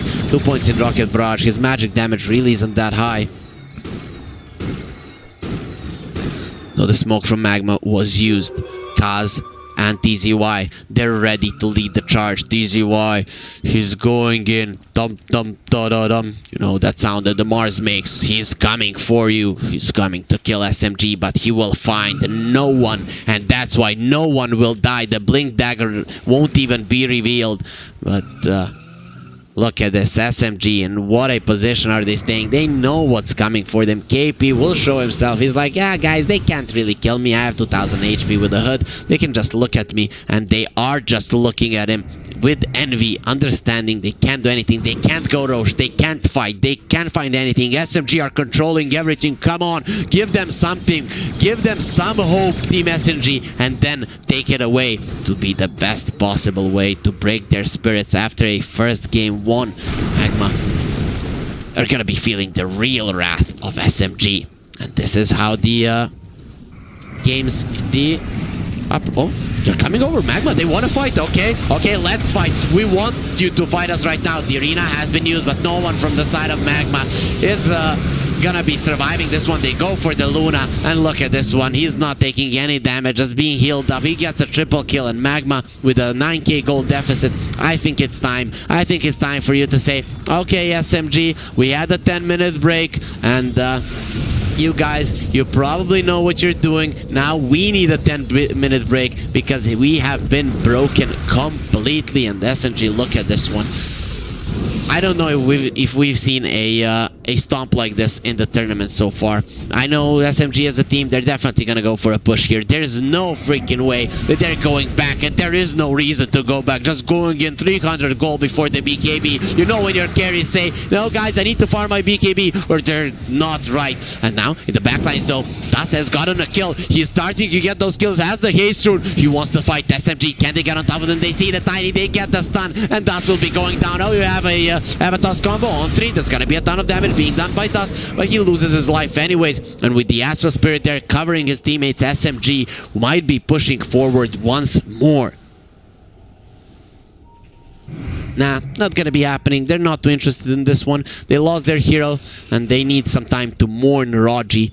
But he's gonna be back fairly soon. Moon still in an aggressive position, using the spells, but without the mana. Probably doesn't want to fight. Afu has been caught. He gets the signs. The Inkswell will connect. And will it be Magma getting the kill? Let's go. A few more hits from the spear, and he punctures the heart of that Elder Titan with his big spear. TZY, he knows how to use his weapons. The problem is, with such a big deficit, we know that money wins wars, and even the God of War is aware of that one. He might need a loan from the bank, but in Dota, there are no such options. So, Io, Rolling Thunder, it's coming over. No, they're looking towards the gyro. They want the bigger one. Your homing missile isn't good here, and your life, it isn't good here either. The Io comes in. Ho ho ho! No, you're not killing my boy. He manages to save him. Dust. He goes to the mid lane, and he's just gonna get crushed right now. And with the Io coming back, poor guy, he has to give his life away. He knows that he cannot survive this one, and SMG will bring him down easily. Dust, he does finally die. And with the, but come on, let me live. Come on, why are you doing this? It's just not fair. The Io, he doesn't like what happened. The Red Splitter is going to be doing a ton of damage. The Stomp, it will prevent Moon from dying. He turns around to fight. He's going to have a stun. And TZY, did you want to kill me? I'm going to break you down now. And Raji, he gets the kill, trying to be the gentleman that he is, has the rose in its mouth. It shows everything, and he's gonna be defending the Lina. Guys, always be gentlemen. Don't allow your the women in your company to get bullied. And Mars, a big muscular guy, goes for a little tiny lady there. He's gonna be punished by a real gentleman. Raji just finishing him off with style. It's quite nice. You get a it's okay to kill someone if you're defending someone smaller than you.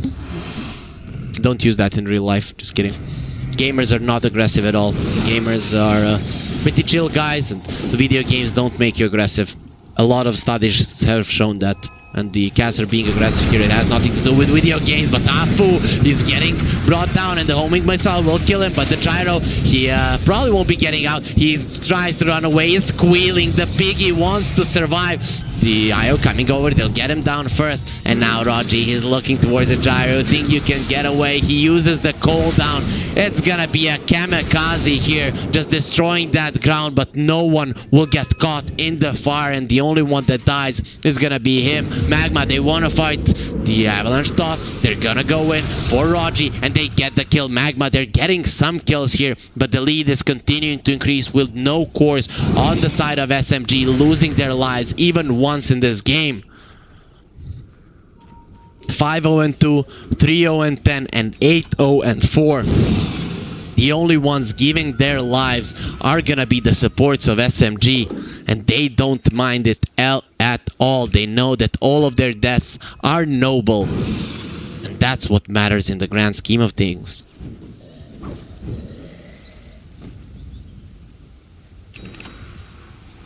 So SMG, 14k gold lead. They're still struggling. Magma, they're still fighting. They don't want to give this one up. You know, you only lose when you give up, though. Or when you get your head smashed. Though IO doesn't have the head, so joke's on you, SMG. Anyways, Dust is over. He is thinking about going in for the blink, but the Rolling Thunder, Raji has the blink as well. They'll get the stomp on the Tiny, and the Earth Splitter is coming over. The mountain will get split in half, and Dust, he wants to survive. He's hoping for his life to stay intact, but it's not going to be happening. Raji, he gets the kill. Mars, he uses the arena, but he's running away from it because he has no guts to fight. The big gladiator will fall, and everyone will remember him as a coward. Raji, he gets a double kill with a swashbuckle there to the side, and Moon, he gets himself out as well. SMG will get a perfect victory in this one with none of their cores losing their lives, and Magma, they've had enough. They've had enough of getting smashed in this game too. I would say this is the biggest stomp that we've seen in the tournament so far, and SMG, they released their wrath onto Team Magma. They crushed the laning stage, they crushed the mid game, and they crushed Team Magma all together, making a big statement. Or are they? Was that first game a fluke? We're probably gonna find out in the next one, but this is the SMG that we all know and love, and they didn't come here to lose. They will swiftly equalize this grand finals, and we get a 1-1 start. That's quite nice. Now we know that it's not gonna be a 3-0 grand finals. We're all hoping for a game 5, but we'll see what these teams actually have to give. You know, stomps do happen, so it's a bummer. It is going to be clean Dota for Team SMG, and that's sometimes nice to see, but in the grand finals, we're all hoping for those long, drawn-out games that we don't know who's going to win. But here, it was quite clear from minute 5, minute 10, the Team SMG were in full control, and Magma never really doing anything in this one. Look at the damage being done. Dust was their biggest damage dealer, and that's effectively a support. Tiny.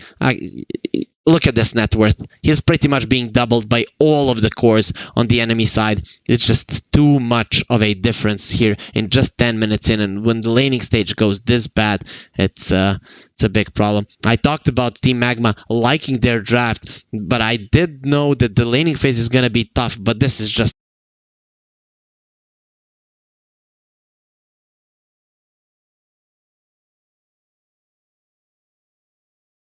on another level. Team Magma, seeing as they are weaker in the laning phase than their opponents, they have to pick a solid laning phase for them to be able to transition into the mid game, or every game will be ending this way.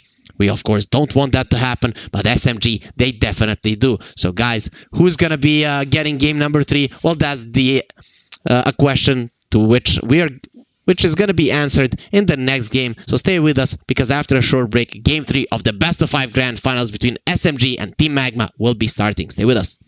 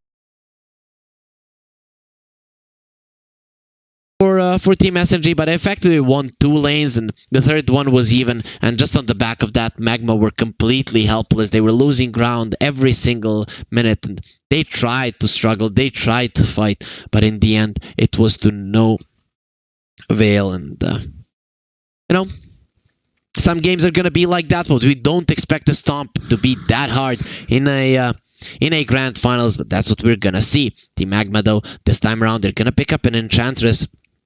They are definitely staying away from the Ogre, a hero that they've been picking every single time as their first pick, but against Team SMG, they're just not gonna be looking forward to that one. So, sorry guys, I got distracted by something. Anyways, someone in the chat asked me where in Belgrade am I living in.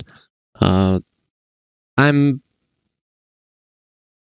from a part of Belgrade called New Belgrade, but currently I'm in Zemun. It's quite close, you know. So those are the newer parts of Belgrade across the little river, if you have any idea of where it is. So sorry about that, guys. We are not going to be talking about me in the grand finals that much. We're going to be focusing on Dota here. SMG, they go for the Beastmaster Shadow Demon. The Shadow Demon wasn't a... Actually, it was a response to the Mars. So the Enchantress Mars was a response to the Beastmaster, which is quite okay. The Enchantress is pretty solid against the Beast in lane, and they'll go for the Disruptor. We know what happened to this poor little Disruptor in the upper bracket finals. Team SMG, they killed him a billion times, and Magma, they showed us that they know how to play this hero, and he's gonna have a Mars to protect him now. So the situation might be a bit different, though we know that Team SMG, they would just get heroes to punish this guy over and over again. They get a stun, something like a Weaver on their carry, and they just kill him over and over again. We'll see if that's going to be the idea here for Team SMG this game as well. They're going to go for the Night Stalker, so this means that the Beastmaster will be moved to position 5, understandably so. He doesn't want to play against the Enchantress, though. The Enchantress will still be quite annoying to the Night Stalker, and SMG, they get a Mirana, so it's again going to be a Moon Mirana for sure. I know a lot of people don't believe in this hero, but SMG, they have been playing it quite well. Still in this one against the Disruptor, he's definitely going to be needing a early BKB. And Magma, how do they counter it in the mid lane? Even when they had the Lina, Moon, he won the laning phase, but I think that it's because Dust, his laning isn't that great, and maybe he's a little bit too respectful of Moon. That might be the reason why he's losing it. Maybe he has... maybe he's afraid of him. I don't think it was the case in the upper bracket finals that he lost the laning phase that much.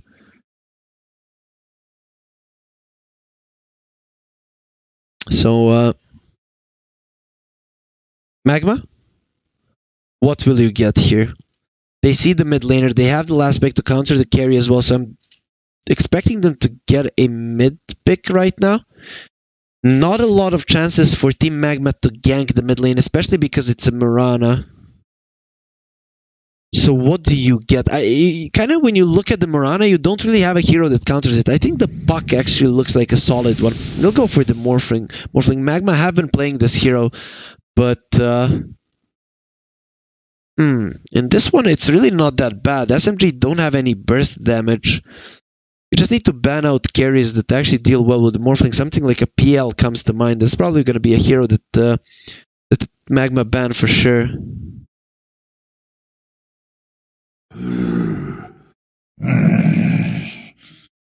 So they do ban out the PL. The Lash was banned out, so SMG hoping that they can get a illusion based hero probably.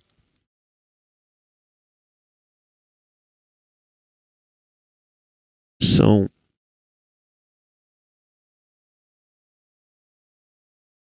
Team SMG, what else do you want to ban? Also, Lash is solid against the Mirana in the lane. It's also one of those heroes that, you know, even if you lose the laning stage, you're still going to be able to come back into it. That's maybe a way that Team Magma should approach this. Get a hero that's good at farming. That's why the TA is banned out, because Dust, his laning phase just isn't that strong. And the Mirana, he won't be able to bully you unless you get an arrow to the face. You're overall going to be okay. The problem I see here for Magma in this game is they're going to be facing a lot of arrows, right? How do you deal with the Shadow Demon? A disruption into an arrow, into a Beastmaster, or into an arrow. Both of the supports of SMG can set that up quite nicely. The problem is, though, if Mirana is getting gone on, they don't really have good lockdown to finish off heroes. They do ban out the Razor on the side of SMG. So what does this mean? The Spectre will get banned out as well. Do they want to go for something like a Gyro? Doesn't seem like a great hero against the Morphling. I would assume they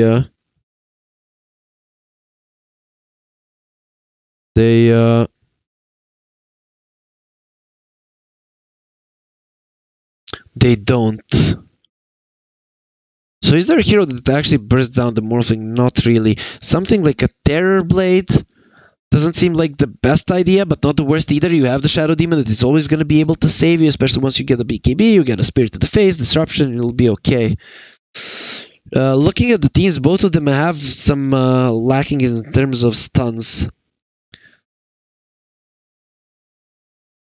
So what do SMG get? I don't see a perfect hero here. A perfect hero would be a PL. That's it. Maybe a Naga Siren. She deals well with the Mars, deals well with the Morphling. Only in the laning phase would he struggle a bit. Actually has a sleep to set up everything nicely, and you know, it does build a Diffusal, builds a Skadi. That is great against the Morphling. So SMG could go for that, though I don't think it's a mid-1 hero per se. Slark, Ricky, all heroes that we haven't seen so far, but we know that Team SMG can pull out a hero that we haven't seen. They did play a PA, though other than the Disruptor, no other great heroes to catch with it. They'll go for the Tiny, okay, which is a solid hero against the Morphling. Disruptor and the Enchantress also hate playing against this one.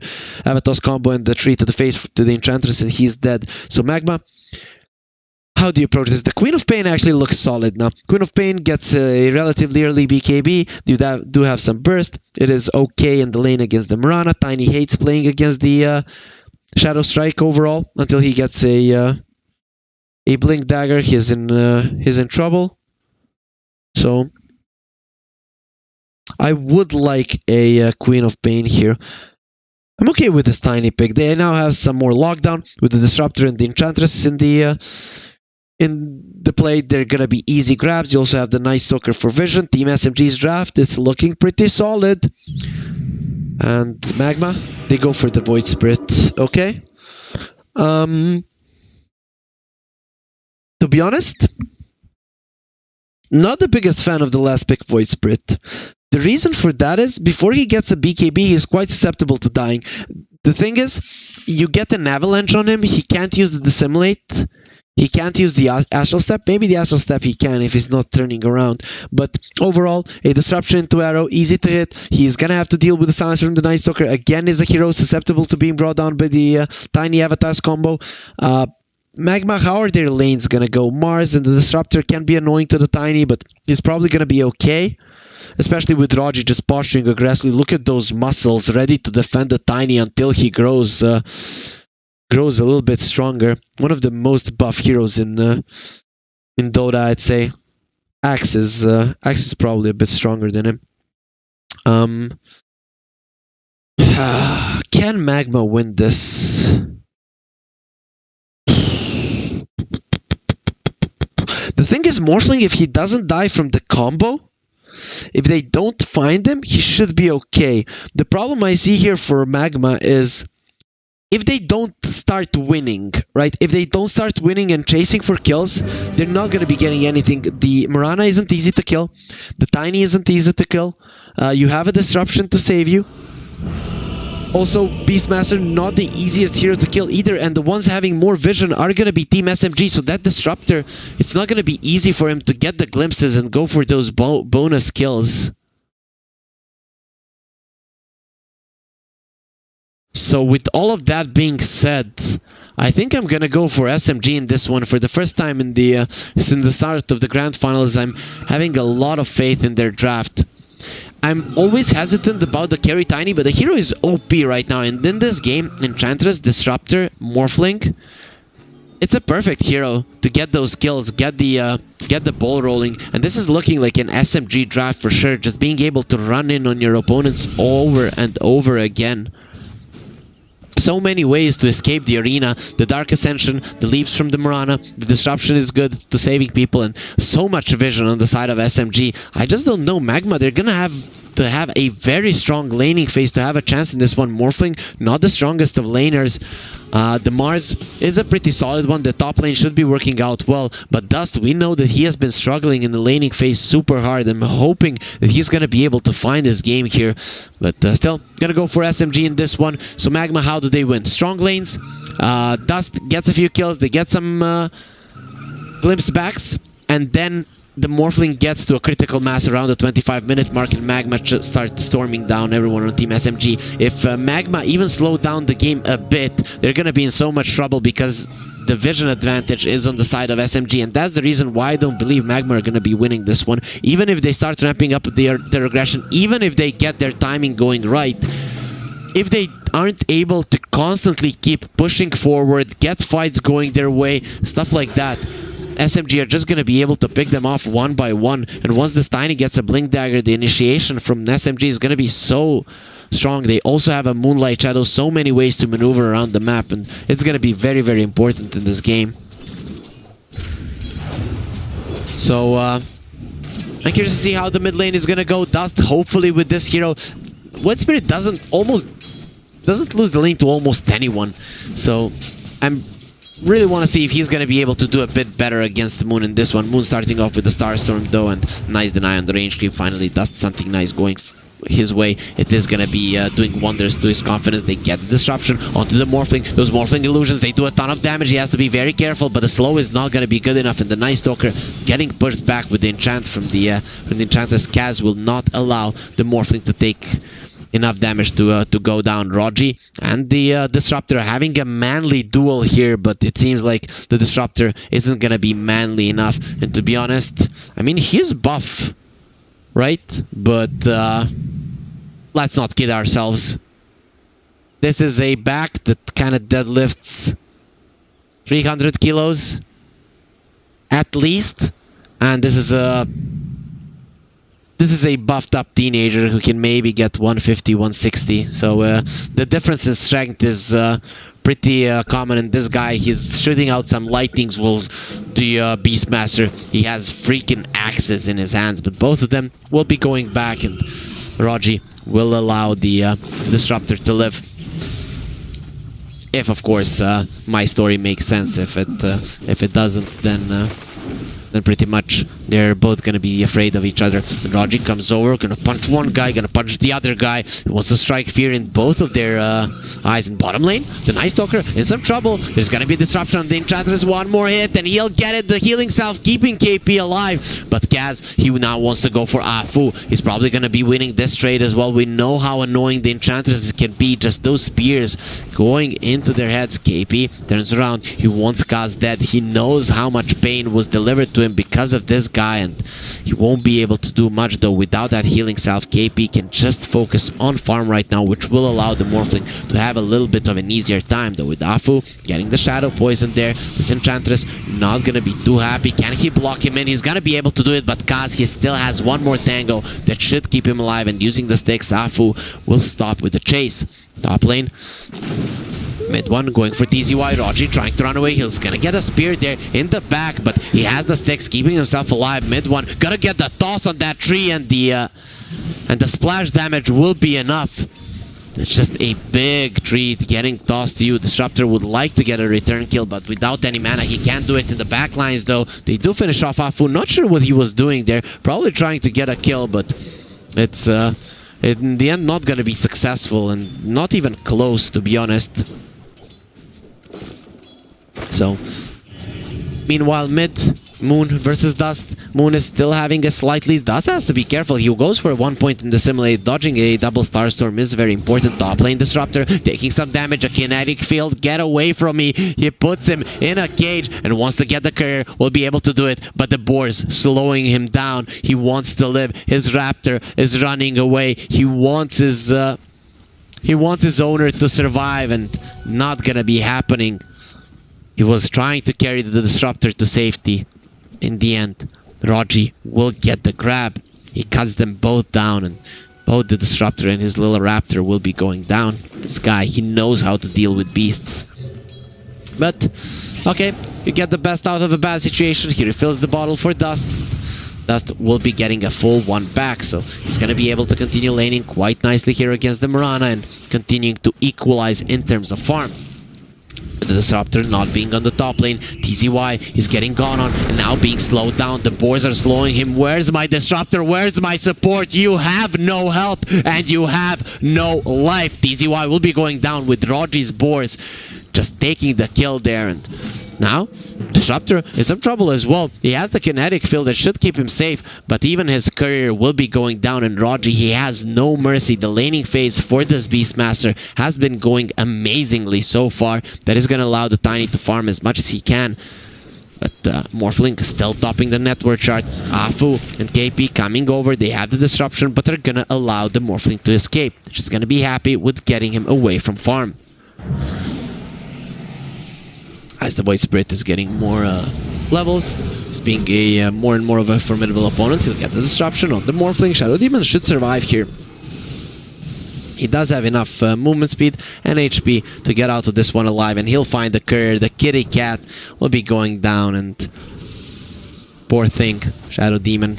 He is a demon overall, and you really need to be from the from hell to have the heart to kill a little kitty. Top lane, TZY and Rogi, a big manly duel, but the one being more manly here is gonna be Rogi, with Mars being pushed back on the bottom lane. No, sorry, that's gonna be in the mid lane where Moon goes down. Disruptor, he rotates, and they will be getting Moon's life away. So nicely done by them. The first rotation of the Disruptor will be successful, and Dust, he did get the kill, so this mid laner of Magma is definitely gonna be having a better performance than in the previous one. He was effectively a support. Top lane, TZY taking some damage. The boars are still slowing him down. Mid one comes over. He has the toss, but he needs to get close enough. With the boots on Mars, he's gonna be okay. The Disruptor, he doesn't have those. He turns around to kill the boar, but he falls down himself. They'll immediately avenge that boar, and Team SMG, they look at every single creep as their teammate and will not allow any of those deaths to come by unpunished. So mid lane, now we see a solid difference between Dust and Moon. But this Tiny, after so many kills, he's topping the network chart and by a huge margin, especially compared to the Morphling, who has been farming pretty free, but still not on par with the carry of Magma. They get the spear on the carry of SMG. They get the spear. The Tiny gets away, and Rogi now, he was about to say he's gonna be okay, but Dust comes over and finishes him off, getting himself a second kill. SMG, they lose a hero, but they gain a kill as well. Magma are still not gonna allow their guy to fall and get nothing in return, so SMG will not be getting away with murder. Morphling, he went for the Ring of Health, is going for the Power Treads right now.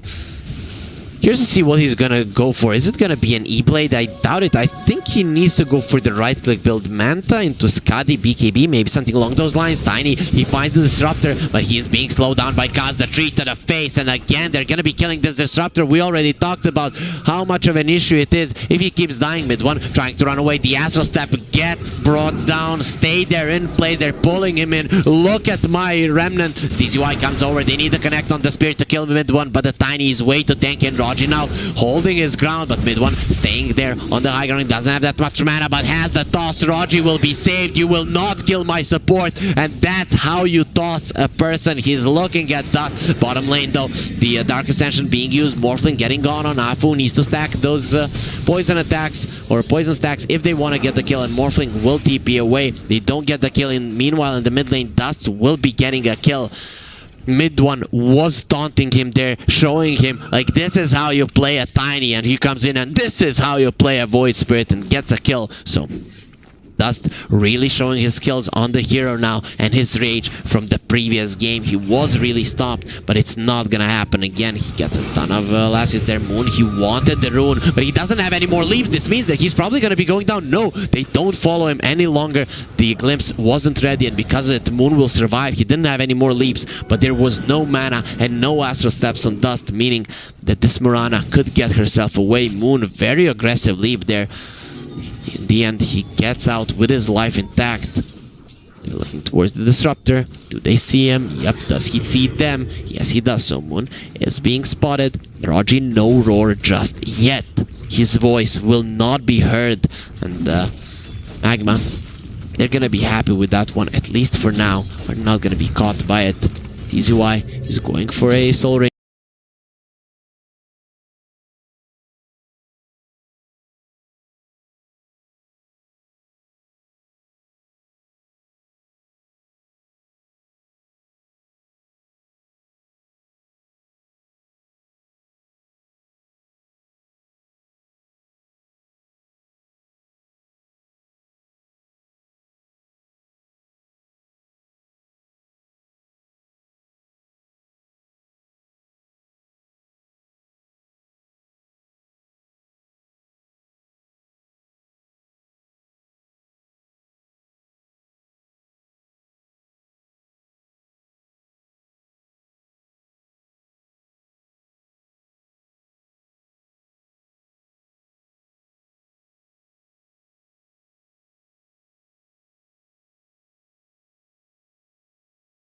But in the end, Raji, he gets the kill. Not really sure how. Oh, he had another board there. Moon will be losing his life, and this Mirana again will be dying way too many times. His farm isn't looking that bad, but compared to this mid lane counterpart, he's definitely not looking the greatest.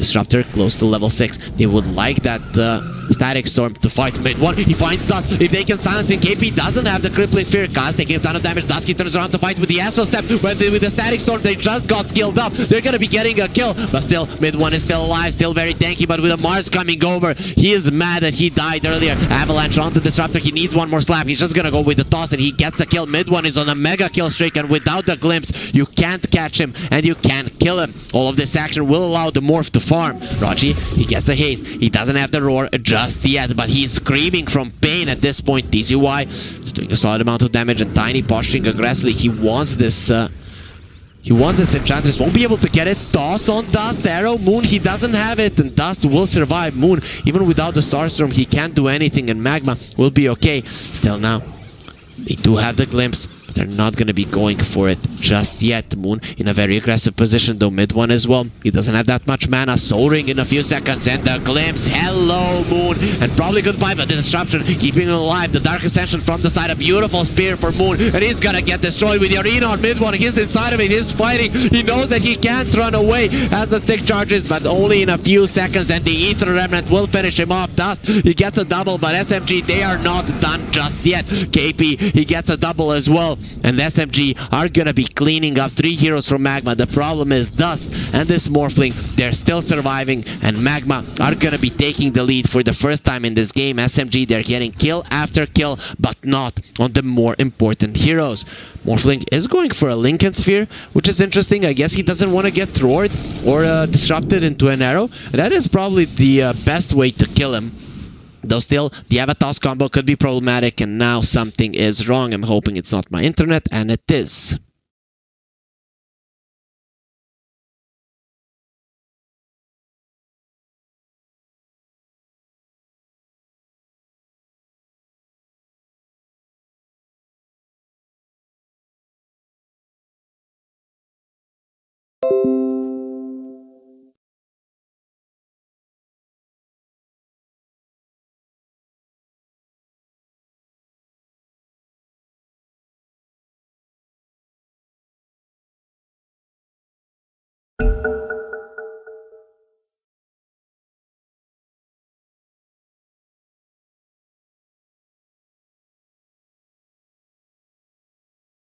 So we should be back at this point. My internet is not working well, and we are back. The OBS is there. We're going to be looking at this fight in the mid lane, and for now, Mars was the only one that fell. So sorry about that.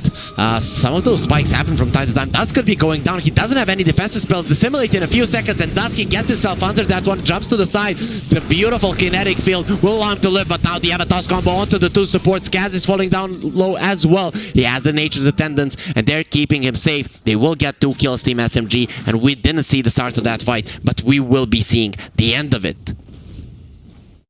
So hopefully everything is okay with my internet now. Yep, that's going to be the case, and sorry about that. Sometimes there are those hiccups when I move, that's not gonna be happening anymore. The Moon Studio is creating an English studio as well, so fairly soon we're gonna be having that beautiful Ukrainian internet, and they're not gonna be having any more issues like this. So Dust, he's trying to go for a kill. KP is gonna get healed up. He has the Ether Remnant level 3, and with TCY coming over, an Arena and a Spear, KP will just fall. Dust, he gets the kill. That's 7 kills onto this Void Spirit, and exactly what Magma need. But the Morphling died on the other part of the map, and mid one just showing off his newly bought Blink Dagger will be a big problem. He's going towards the Mars as well. Avatos combo with a Soul Catcher as well. TZY is quite low. They have the Disruption. Will use it. Mid one's tree grab will not be there. And Afu, he just gets the grab during the Disruption. This Mars will die in another realm. Dust comes over. The Glimpse will be there. Afu getting pulled left and right. Avatos combo from mid one though. Dust needs to be careful. There's going to be another jump, but he's going to be getting trees to the face now. Afu in some trouble. He does go down there to the damage of the Disruptor. Avatos onto the Tiny himself. He's going to get a taste of his own medicine and surrounded by 4 heroes this time around. The one getting the kill on him will be the Morphling, and SMG will be losing 2 of their heroes. Very aggressive move, but in the end it's not gonna work out that well for them. With the Morphling getting the kill on the Tiny, he's gonna be fighting to get back into the top net worth spot that he just lost with this first death of his. That's something that he's gonna have to be afraid for the entirety of the game. He's going for the Aghanims. The Spirit Vessel on the side of Team SMG, no one is going for it, so they don't really want to target this Morphling that much. They think they can deal with him just in just hitting him in the face, and that might be the case. We'll see how the game develops. They are gonna slow down the Morph. He does get the Demonic Purge on himself, and with a Nice Stalker coming over, he has mid one as well. They see him, he's silenced up. He's gonna be taking so much damage and will probably fall. KP gets the kill, and now they're looking towards Kaz. They want him down as well. He has 3 fluffy hats. He's gonna be surviving that Shadow Poison because of the fluffy hats, but they can just help you that much. In the end, he will fall. Dust, Astral Step was used. Do they have the silence? No, the Crippling Fear isn't there. He sends KP back, and the Night Stalker won't be able to strike the fear into the heart of the Void Spirit. He still feels super strong. The Hawk is there. Roar in the face. Dust, he's gonna be hearing that sound, and with the arrow, he'll be going down. SMG, they're not done just yet. They want the Disruptor, and with a tree to the face, mid one gets another one. They're staying inside of that kinetic field, but very happy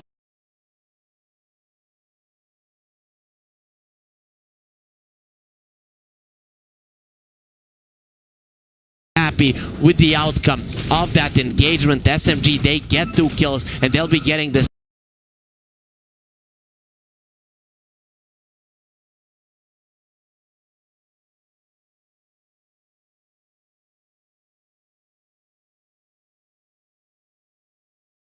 tower for sure. Once they open up that mid lane, it's gonna be a lot easier to go for kills. Bottom lane is good for farming. SMG are not good at that one, but the mid lane is the one that you want to destroy if you want to get kills, and that's where SMG shine with a lineup like this. So much vision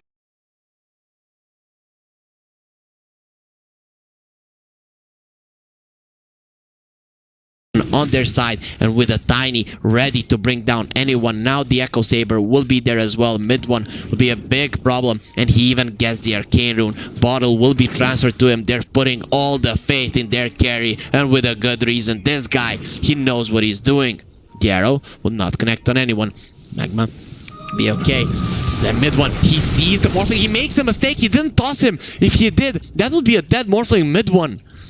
Just as his teammates put faith in him, he disappointed immediately. A lot of pressure being put on the mid one. Tiny again going for the Morphling. What is this aggression? Mid one, what are you doing? He put himself in such a bad position. Now he's going to be surrounded by 5 heroes, and Afu says, you are all alone, bro. I don't want anything to do with this one. Mid one is still staying and fighting, using those avalanches. There is a glimpse ready. They'll finally use the arena, and Dust is chasing for another kill, but Afu will get himself out of that one with a TP.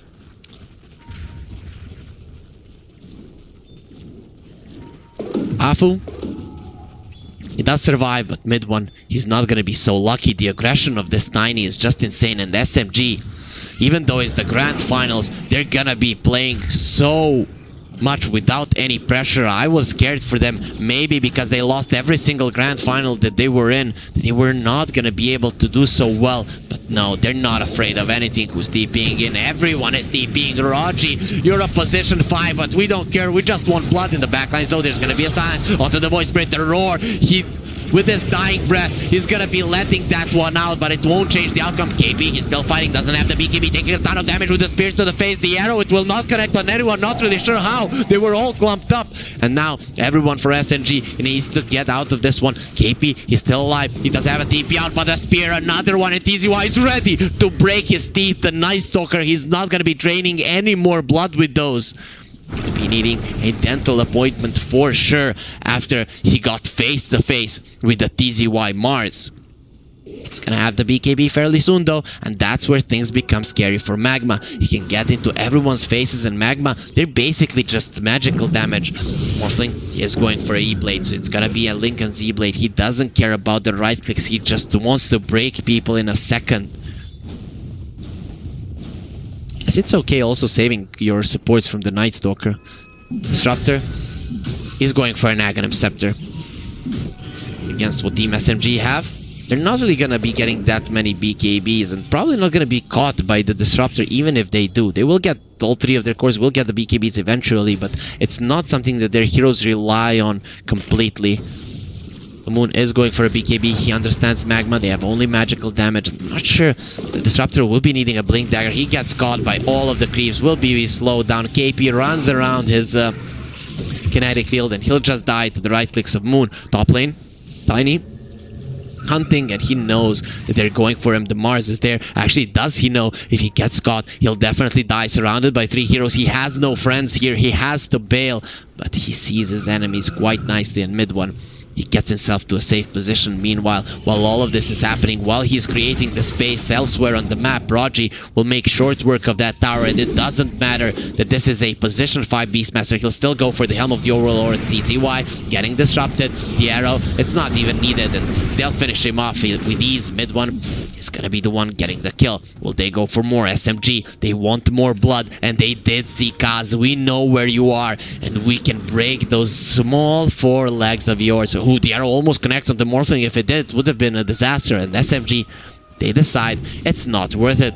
Mid one killing one of his kind, but he's gonna be not doing it just now. He needs one kill hit on Kaz, but in the end decides to blink away. Get back in here. A disruption beautifully done by Afu, and mid one will be saved. Now KP coming in with the Dark Ascension. He does have a BKB.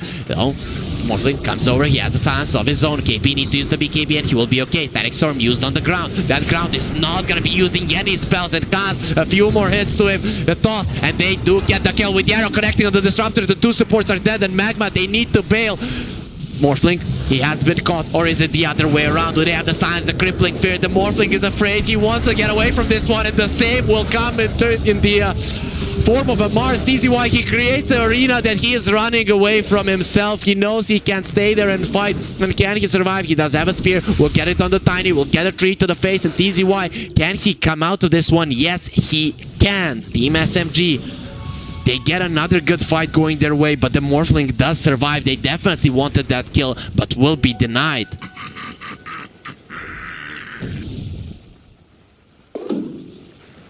So, mid lane tower falls. Moon, he secures that one. He does have the Aghanim's BKB almost down. That Aghanim's on the Disruptor, nowhere close. He has the Blink Dagger, so he has the initiation tool to get people under that Static Storm. But if those Static Storms are used as this previous one, it's really not gonna be good. Even if he gets an Aghanims, the only thing that he's silencing is the ground.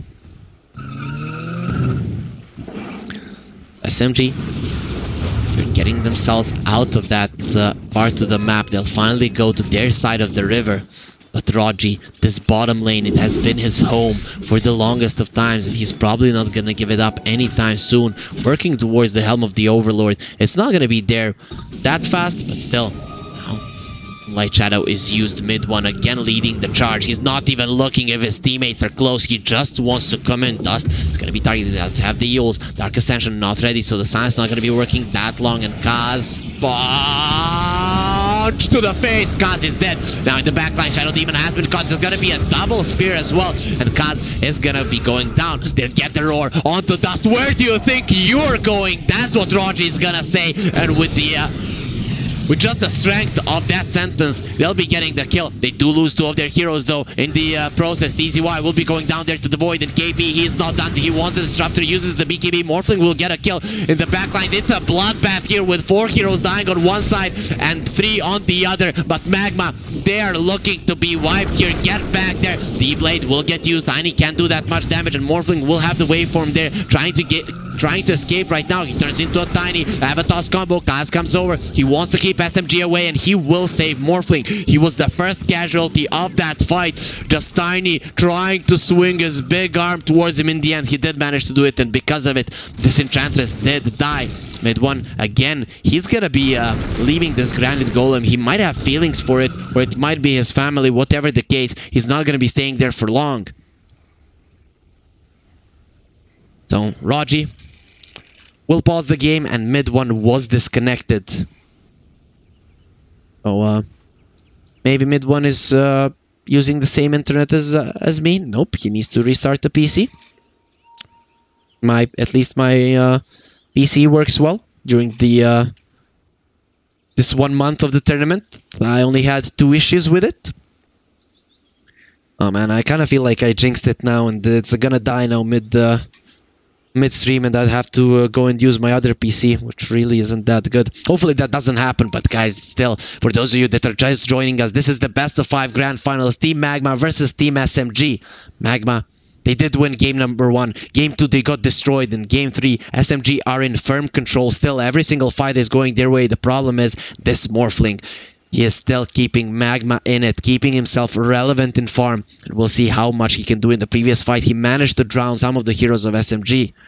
But can he deal with the big boss himself? Mid-1 is still a big problem. Dust, he's approaching the Aghanim Scepter. That Axe is going to be a big deal. Especially because of this Shadow Demon, right? So Afu really needs that blink. He needs to be in the backlines and try to save his teammates. But the second he comes in, there's going to be a Resonant Pulse silencing him. So this Shadow Demon, I mean, whoever sees this guy, he would like him to keep his mouth shut. I mean, what is this? So a silence does make sense against him. Anyways, his saves are gonna be a big deal from the Static Storm. The most. Mid-1 not going for a BKB just yet. He's not afraid of that Static Storm. Really, for now, we haven't seen a big one just yet. And his 2 squishier buddies, their cores as well, are gonna have their ways to keep themselves safe. Again, I'm repeating, this game is very, very tough for Team Magma. The reason for that is SMG have so much vision. They have the Night Stalker, they have the Hawk, and they have the Moonlight Shadow as well. So many things are going their way in this game, and they're probably always going to be able to get a better jump. Magma, they need to get a better jump to win the game, and it's going to be tough to make that happen. But if anyone can do it in this tournament against SMG, it's them, because all of the other ones have already been eliminated. Now Tiny getting caught. He does have the Shadow Blade, and Dust is coming over. They're coming over with the Glimpse as well. Come back here. They have the disruption. Mid-1 is going to be okay for now, but Dust, he would like to get more damage onto Mid-1. It's going to be there, and he gets drowned there by the Morphling. A big tsunami in the river will finish him off, and finally they get a kill on the Tiny with 550 gold going into the pockets of the Morphling, immediately pinging out the Roche. Without the Tiny, Team SMG, they can't fight this, and this was the break that Magma were looking for. This Morphling going for a BKB next. He would like the Skadi after that one as well. Magma are going to be defending this region with their lives. They want the Roche, they want the Aegis. Afu coming over. Do you really want to go there against the Disruptor? Coming in with 4 of your heroes, you're actually gonna get brought down easily. Dust, he might get there. No, it's gonna be the Morphling. What a mistake. Can they get on him? The Roche is bashing him. They would like to get a kill. The Roche might finish him off, and he dies. What are you doing? An arrow, a free one flying through all of your teammates, and this is gonna be a disastrous fight. The arrow now is not gonna connect because of that disruption, but Dusky still dies. SMG, they get 2 kills, and KP, he is not done. They didn't even have the Dark Ascension. 3 cores are dead. The Magma, they have just thrown away their lead. They might have killed Mid-1, but the rest of SMG SMG will be just as formidable, and Moon, he's not missing these arrows anymore. So many stars will drop on the head of Kaz, but in the end it's gonna be the Shadow Poison that finishes him, and Roche will be going into the hands of SMG. Magma makes such a huge mistake, that Morphling staying in place for 5 seconds, just waiting for death to come.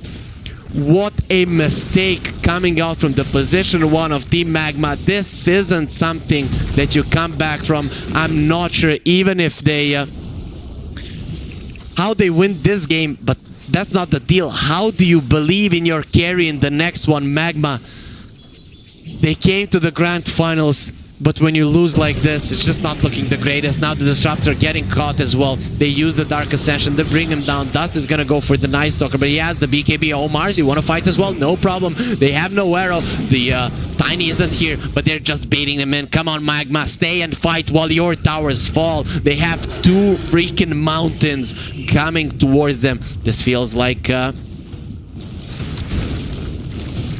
just a second. This feels like, you know,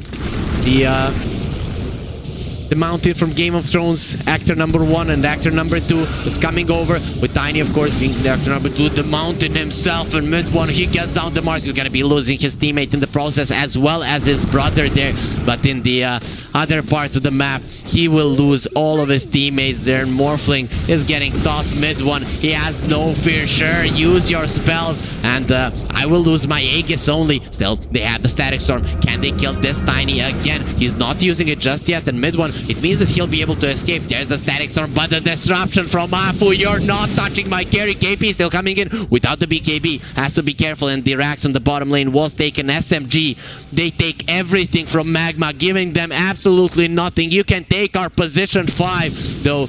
To be honest, looking at his net worth, he has as much as this mid lane Void Spirit, who was 7-0, but Dust, after a great start, he will die 5 times without getting anything. He has his Aghanim Scepter, but will be using it just to run around his base. Magma just so lost after that Roche fight, and for a good reason. And mid-1, he has no fear any longer. Come to the high ground. Come here and let me break you. He tosses the tree. Dust is dead. Come on. 5 versus 1. It's no problem. Turn into me as well. That's the only way that you can fight against me. The only one who can win against me is me. Mid-1, he gets the blink out. He's just playing with them right now, playing with their feelings, playing with their lives. And SMG, they're gonna be holding their ground. Afu has been cocky, didn't save his Tiny, but because of it he will fall now. Maybe Raji is gonna be going down as well, but the arrow Moon, he has been the bane of this Morphling's existence, and mid-1 comes back. Did you wanna take my life? Well, this is how it is done.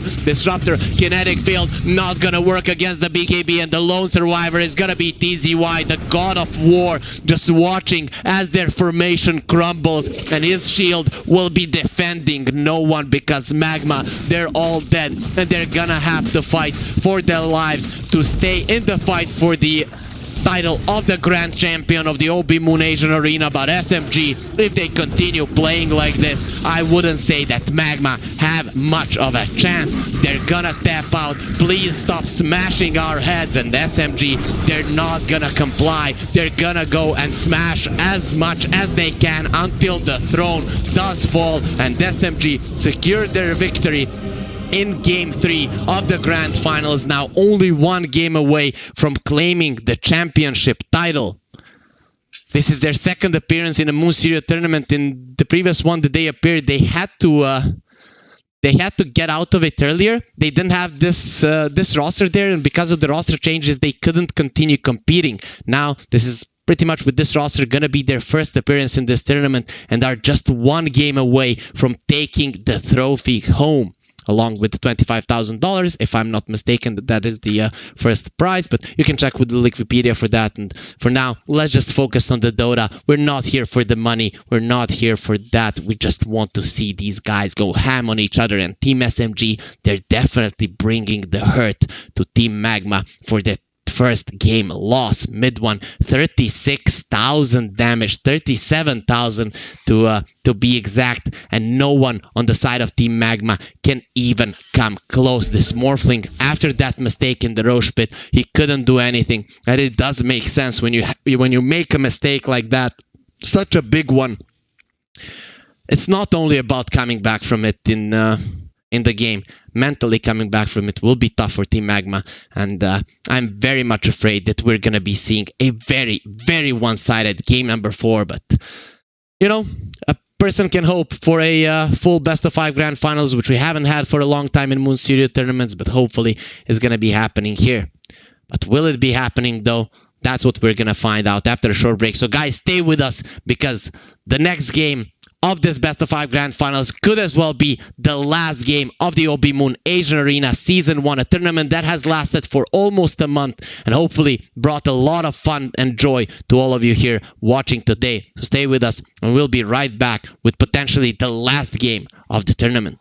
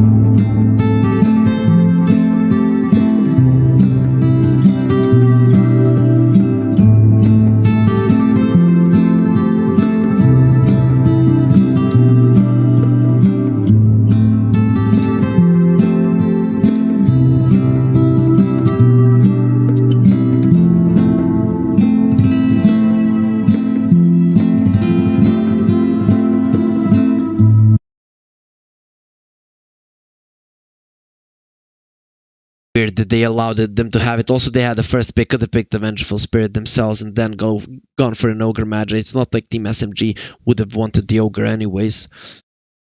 So SMG, this could be their double off lane. Will it be Avenge 4 or Avenge 3? We're gonna find out. We know that Moon is one of the players that has played Avenge in the mid lane, so it's there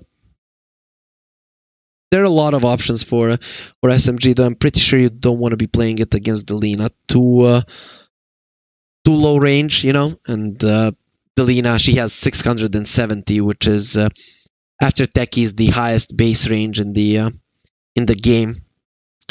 So Team SMG taking their time here. They have banned out the Tiny themselves, so maybe kind of mocking Magma a bit. We're gonna ban out the heroes that we like to play so that you guys have a little bit more of a chance inside of a grand final. That's a little bit too cocky, and they're gonna be picking out the Brewmaster. Will it be a position 5? Will it be a position 3? I'm not sure, though they have mostly played it on position 5. So we'll see if Raji again will be playing a melee position 5. It has been his go-to pretty much for the entirety of this tournament. So Magma, they do have the burst to bring down the Brewmaster, which is pretty important. The problem is you're playing against the Venge, so that primal split will most likely always come out. Let's see now. Magma will need some mobility to deal with the heroes of SMG. There it is. It's gonna be a Weaver and a Spirit Breaker. So not a little mobility, a ton of mobility will come from their side. They have a Spirit Breaker, which is gonna be a great hero to secure the Lina's lane as well. It's gonna be quite tough for Moon to lane there, knowing that the cow could always be hunting him. And I mean, just judging from head size on in this game, Team SMG, they have no chance. Like, imagine what kind of brains can be put in this kind of a cow head, this Weaver, and big head as well. Ogre, he has two, though the brain size we can assume isn't the greatest. The SMG, they're gonna go for the Mirana again. So Mirana versus the Lina.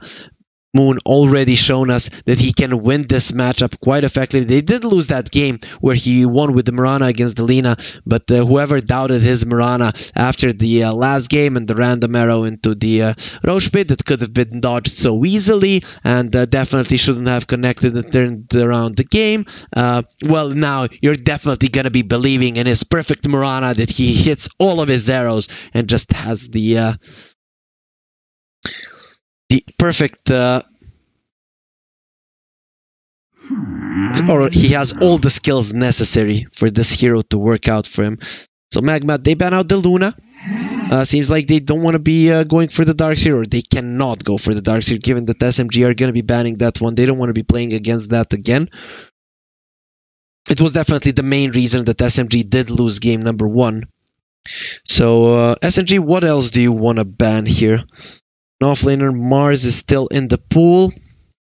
No, they have a Vengeful Spirit and the Elder Titan, which are quite good against him. Even the Brewmaster is solid. The Mirana can jump over the fence. Not a, I think not a hero that the Team Magma would want. SMG, where did they take it? They could ban something annoying, like a Viper, like a Venno, stuff like that, though. I'm not sure if Magma can get themselves away with 3 ranged cores. Yes, Spirit Breaker and the Ogre Magi, they can hold the front line somewhat.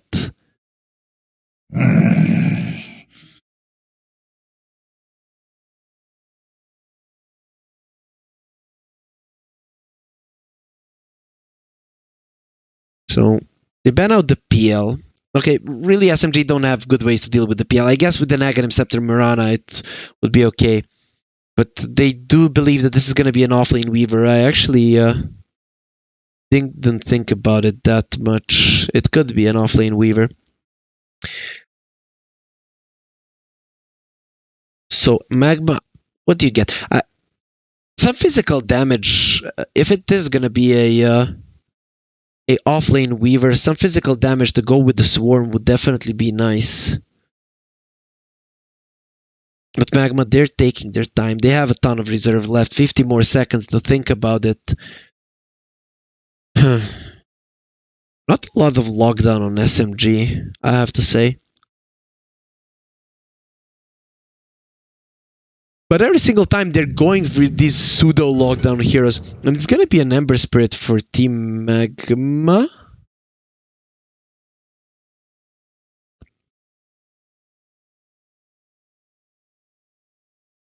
This is a safe lane Ember Spirit with an offlane Weaver? Or is it a offlane Spirit Breaker with a position 4 Lina, mid Ember Spirit, and the carry Weaver? I'm confused right now. I'm not sure. really what Team Magma are doing, but once they pick up their heroes, we're gonna know about it. Ember Spirit, not really a hero that benefits from the Bloodlust that much, is he? So that's a weird one. The Lina and the Spirit Breaker and the Weaver, they do benefit from it quite a lot. So an interesting one from Magma. Team SMG, what will they go for? It's gonna be a Morphling.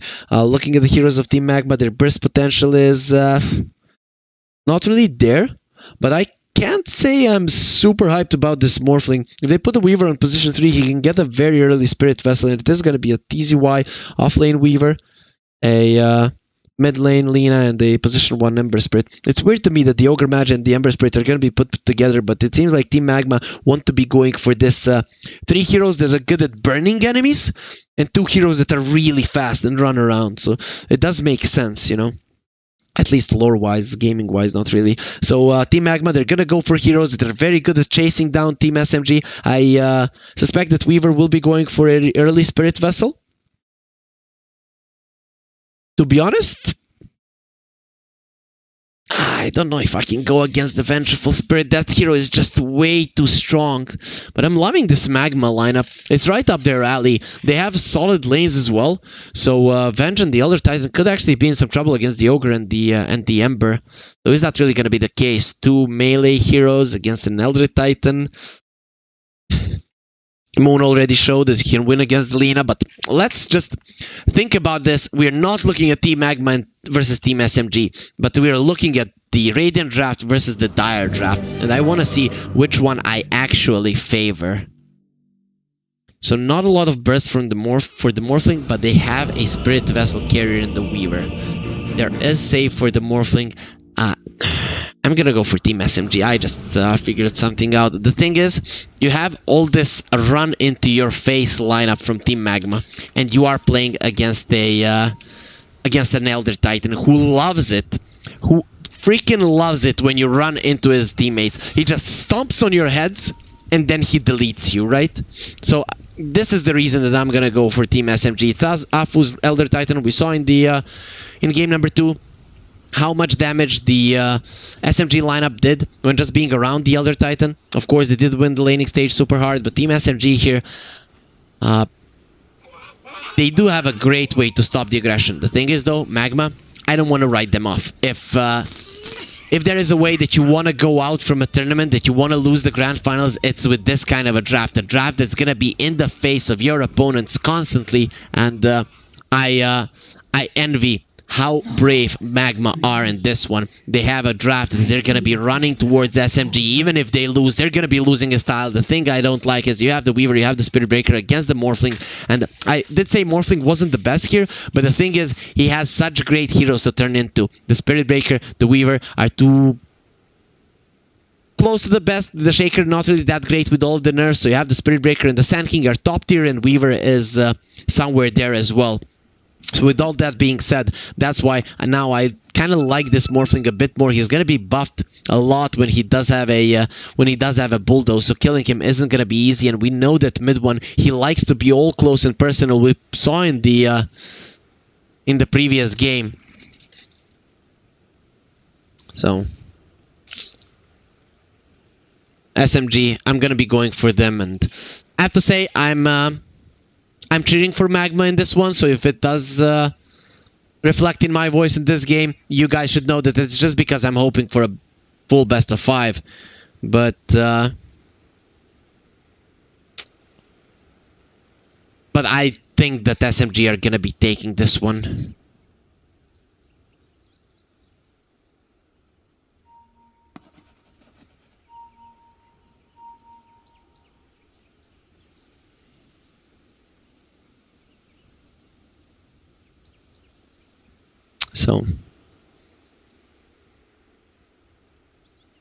So I have 2 reasons why I'm going for SMG. First is the Elder Titan, or actually 3. Second is the Vengeful Spirit, which I think that is the most OP hero in the world.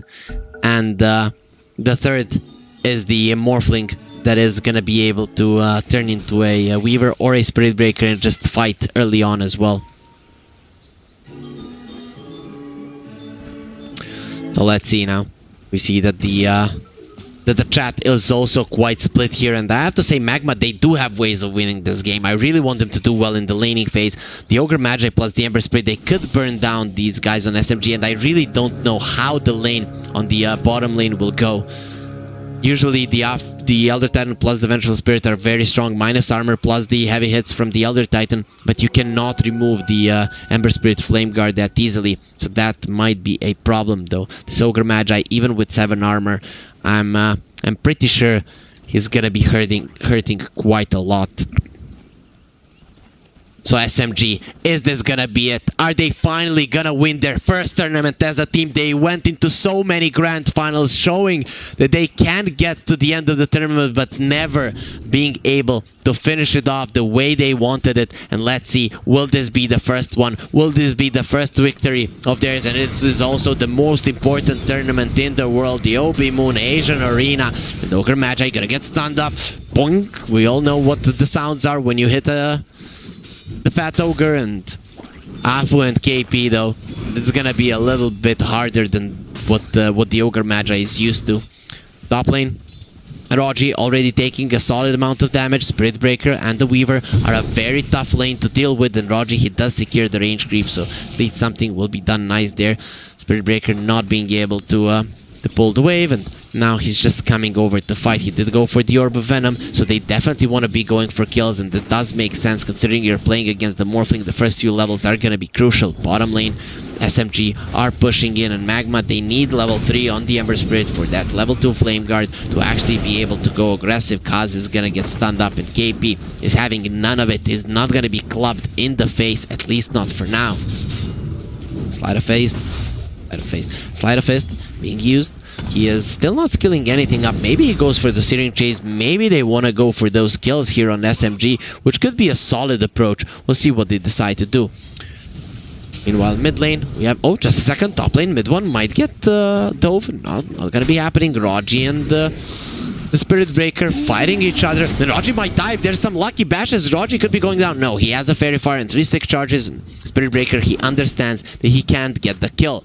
So Team SMG, they're losing a lot of HP around the map. Dafu now getting stunned up. They do have the Searing Chains. The Sleight of Fist will finish him off, and the Searing Chains aren't even needed.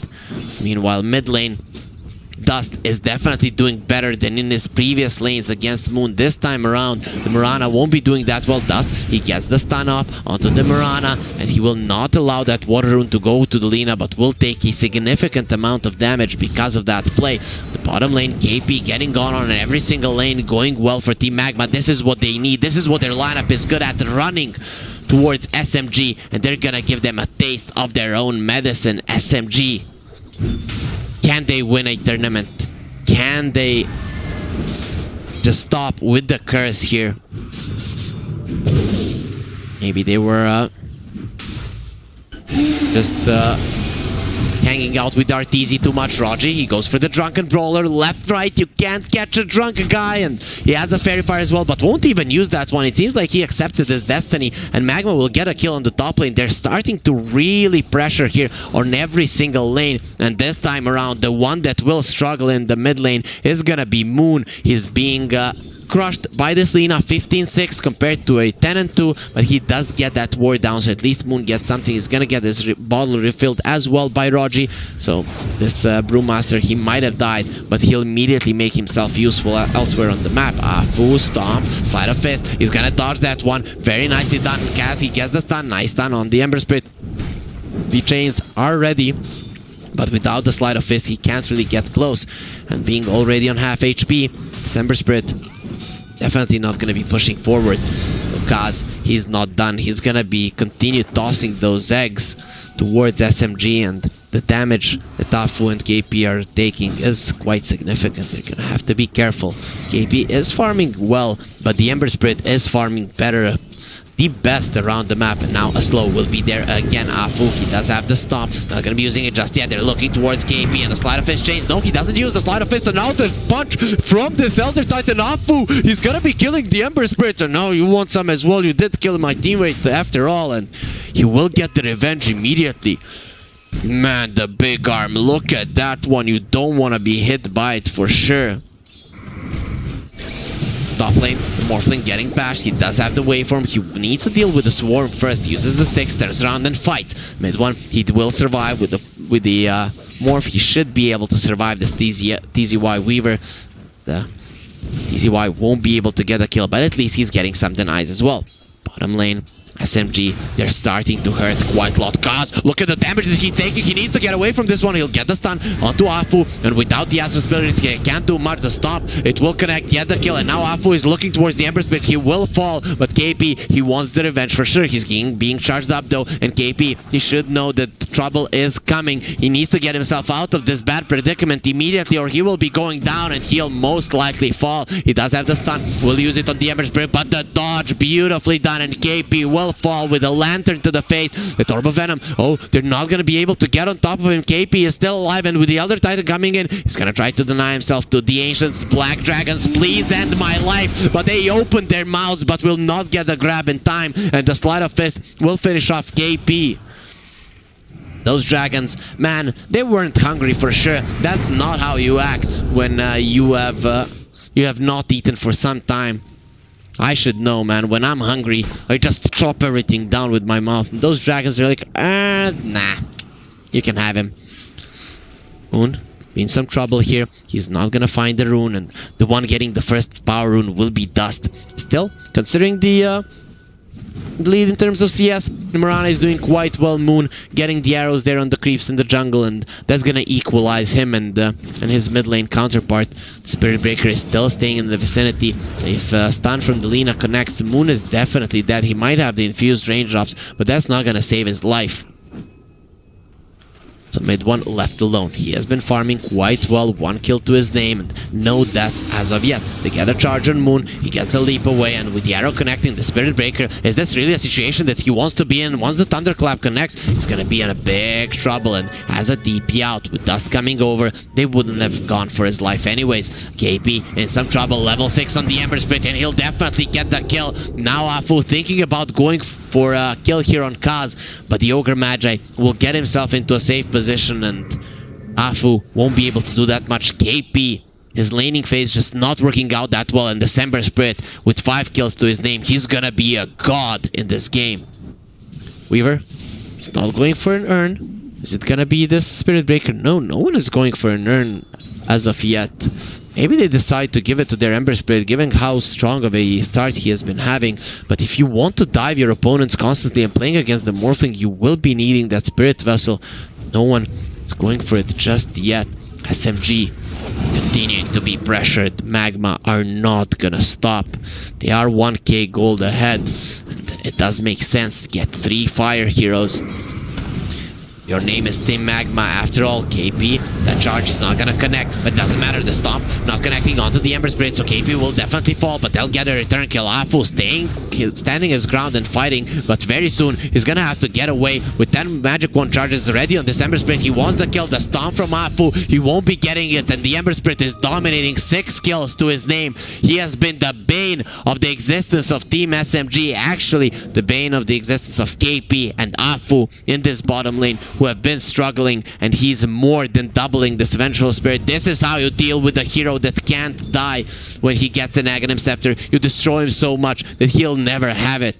Team SMG, they might know in what kind of a predicament they are at this point. Magma are coming in. The charge on 2 heroes stun. Not there for that. He put himself in a really bad position, but he just destroys Raji. Moon, he has an arrow, but he's gonna connect it only on the Spirit Breaker. The double Starstorm, they're trying to kill that, but they will. Here comes the help though. Ember Spirit coming over. Doesn't have the Flame Guard. Actually, he has, and Moon should be going down. No, a beautiful Earth Splitter. Arfu is keeping his teammates alive, and KP comes over with a stun. Mirana will fall, going for a TP out. That Ignite, is it gonna be enough? No, it will not. He gets himself into the base, and the Fountain region will easily deal with that Ignite. Beautiful 2 kills for SMG, and December Spirit, he did TP in. Now going for the Vengeful Spirit. In some trouble. He has so much gold to give. Can they kill him? They don't have a stun. He goes to the side, and Ember Spirit should survive, and he goes down. KP gets the kill. He's gonna be getting all of his gold back, and Kaz, they want him down to a Thunderclap in a few seconds. they'll stomp on his face, and actually on his faces. And Kaz going down. No, actually he will not, because Dust comes over, says, are you gonna touch my support, Raji? I just burned you a second ago. You know how powerful I am. And Raji, understanding that one, he gets himself drunk, ready to face the consequences. But just that drunken brawler will allow him to get himself out of it. Magma, they were just so strong just a few seconds ago, holding a 2k goal lead, but SMG, they get a few key kills, and this Vengeful Spirit that was just doing so badly is now on par with the enemy offlaner. Meanwhile, in the mid lane, Moon will be going down. Spirit Breaker in some trouble. Raji in more trouble though, because Dust, he just shows himself and shows just how powerful he can be. He will find the regen rune as well, so he can continue farming as much as he wants. All of this action, guys, it didn't allow us to look at the Morphling. He's going for a Lincoln Sphere against the Spirit Breaker. It's a necessity. He doesn't want to be spotted across the whole map. Magma, they do have spells to stun him. Despite all of this, the charge will be there. He didn't manage to morph. They're coming in with a triple remnant mid one, though. He manages to go for the morph, has the 14-1 charges, and gets himself to the side. They won't be able to finish him off. Spirit Breaker had his ulti. I'm not sure why he didn't use it. It probably would have ended up in a kill. KP, he gets the stun on the Weaver, and removing the swarm will allow him to live. Mid one. Solid amount of HP. They would like to get a charge on him. Stun. It's gonna be there, and the charge not there in time. Mid one, he can start morphing. He actually goes through them. He turns into a cow of his own. And now this Spirit Breaker will be getting a taste of his own medicine. 3 of the Pandas. Kaz definitely won't be liking that one, but they get a stun on the mid one Morphling and they get the kill. They like Kaz dead and will be able to get him. Now, Brewmaster in some trouble. He would like to TP away from this one. Not gonna be happening. Running to the side as the Drunken Brawler. The Laguna Blade, they're burning him. It burns. Please stop. I didn't mean it that way. The misses on the high ground. Raji's still alive. He wants to deny himself. No, the creeps won't be getting the kill. The Satyrs, they were more hungry than those dragons for sure. But still, the Lina, fast enough, he'll get the kill. TZY, a very aggressive position here. If he gets stunned up into an arrow, he's just dead. TP from Kaz, stun on the Mirana. He's in a lot of trouble, and the swap, it's not gonna help because Moon is in a really bad spot. A nice stomp though, and this is the thing that we were talking about. The arrow going into the backlines is only gonna connect on the creep, and Moon, he has to bail at KP. I'm not sure he's gonna be that lucky. Charge onto Moon. He does have a leap. As one stick charge, one more hit. Not gonna be happening. Gafu in the backlines. He does go down, so 2 heroes of SMG are dead, and Moon, he doesn't have the HP necessary to fight right now, and they're still chasing for him without the leaps. If they see him, the charge is gonna be there. Mid one, he needs to stop it, but the arrow will do it for him, and mid one now, he's gonna be getting the kill again. The cow will get drowned, and Kaz in some trouble with Raji coming over. Mid one, he wants another one. He will have a waveform fairly soon, which should secure him the kill, and that's gonna be the case. Here comes mid one, and in his own territory, being the river, the wave will be at its strongest. So nice 2 kills for the Morphling, and he was just farming, waiting for the supports to come into his hands. I wasn't counting on getting more farm than just from these creeps, but sure guys, if you want to give it to me, though, Dust in Invis, hello mid one, and goodbye. He's gonna get crushed there by Dust, who without hesitation gets the kill. The arrow not gonna be connecting. Dust is way too fast, and Moon, he has to get out of this one for now. They found Afu, poor guy, he's not going anywhere. Dust is so fast that this Elder Titan, he's definitely gonna die. Moon loses his life as well, and SMG, they have to bail, but can they do it? They're gonna find Raji as well. He can go for his drinking buddies, but he understands that without his teammates, his drinking buddies would just be going down as well. And Magma are continuing to go ham here on the SMG, who are definitely showing that they have an issue when it comes to winning the grand finals. 4k goal lead for Magma, and this is the type of gameplay that they wanted to accomplish with this draft. 5k goal lead though, 14 minutes in, it is a lot. Mid one with 2 deaths to his name. I'm not sure how fast he's gonna be getting that Lincoln Sphere. The charge not being used just yet. Mid one is holding his ground. TZY needs to be somewhat careful. One stun could end his life. Mid one just forcing the issue here. This tower needs to fall. I need more farm. TZY, some trouble. Dust, is it ready? He's gonna go in the trees and they don't see him. They will find him now. The stun, the stomp will connect first and there's gonna be a follow-up stun. TZY is definitely going to die here, playing with his life a little bit too much. And Magma, they lose the tower and their off-lane hero, but Dust comes over with a Shadow Blade and gets mid one again. Dust is unstoppable. We did see him have 7 kills in the previous game. Is it gonna be the same outcome in this one? He changes his build a bit and will be hunting this Morphling over and over again. Team SMG just don't have enough sentries on the map.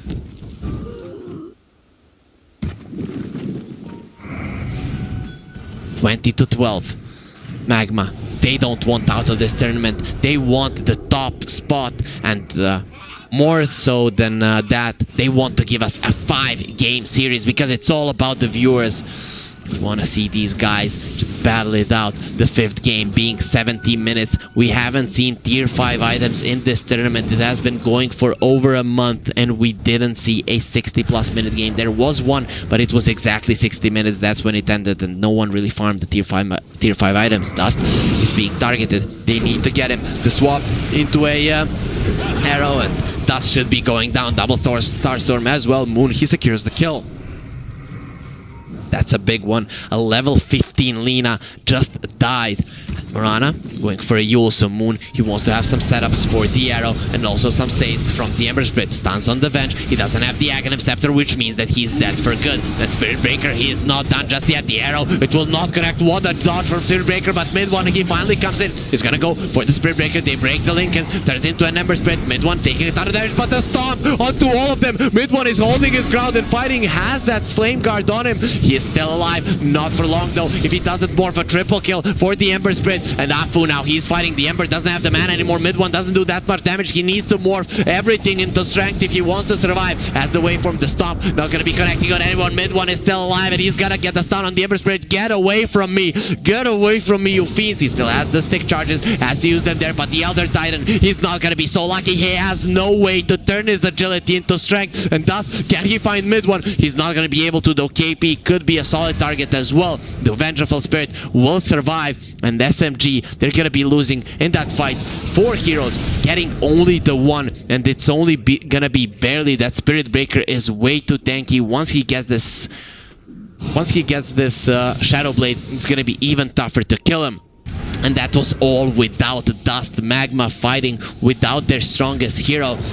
TZY coming over. They're gonna get a stun on the Lina with the arrow as well. With Mid-1 coming over. Dust, what are you doing? You're dying. That's what you're doing. Mid-1 is still alive. He does have a lot of agility to morph into strength, but he's not gonna be chasing for more. Magma, they do lose their Lina, but are still gonna be claiming 2 kills for their fallen mid laner. The stomp from Afu, those stomps have been solid, but he hasn't been able to completely stop the aggression from Magma, who are getting so many kills. 26 kills, 17 minutes in, and SMG, they just can't respond properly just yet.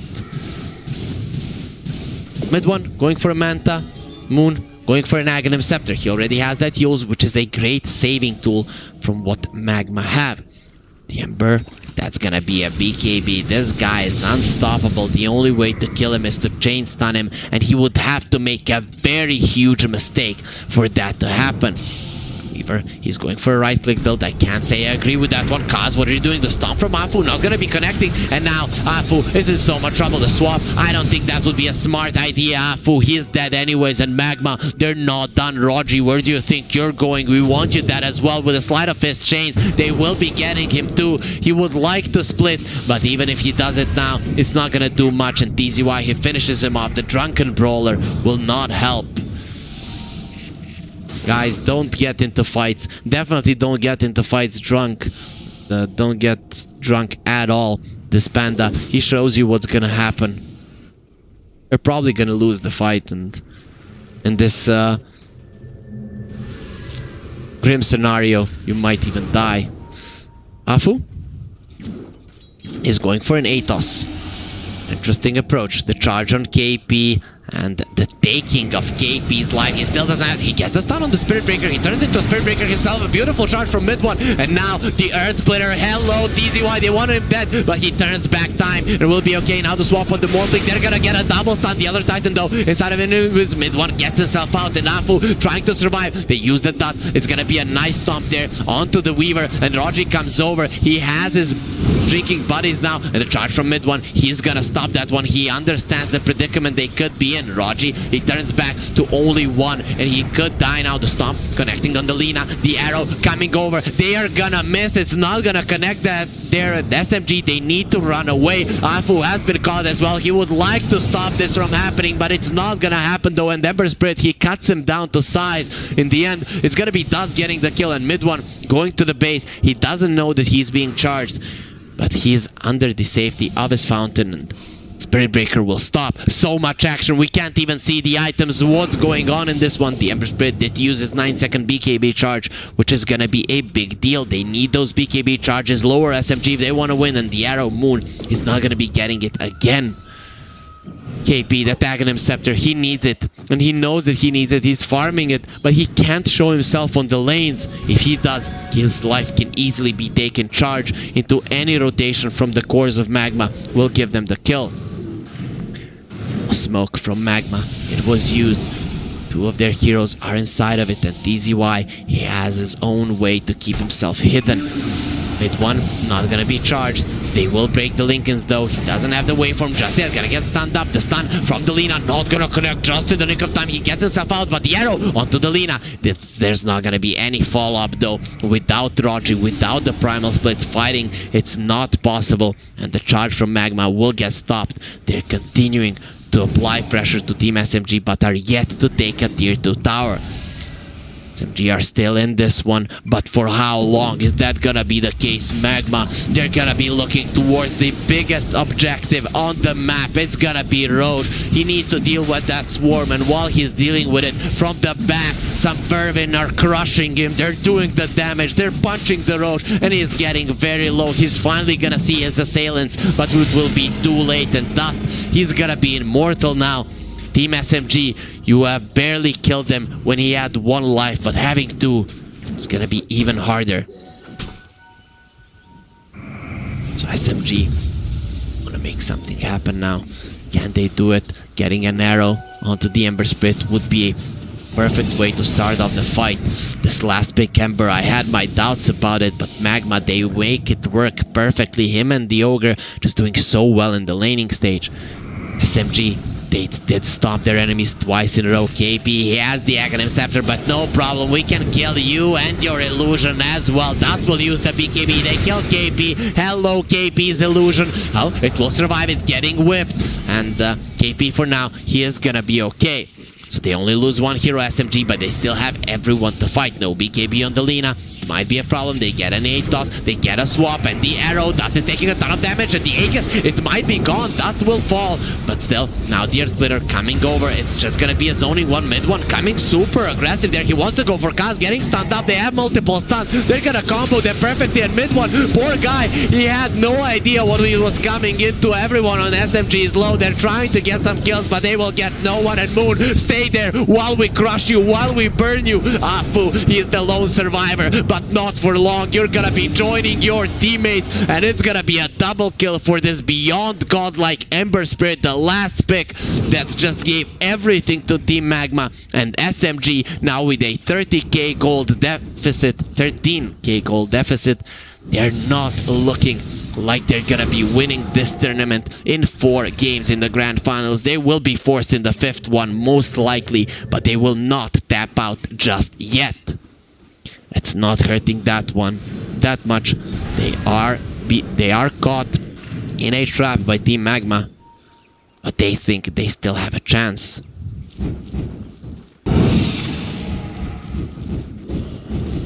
So Dust, he's going for a Lincoln Sphere. KP, the Aghanims, but we saw what they think about his illusion and him.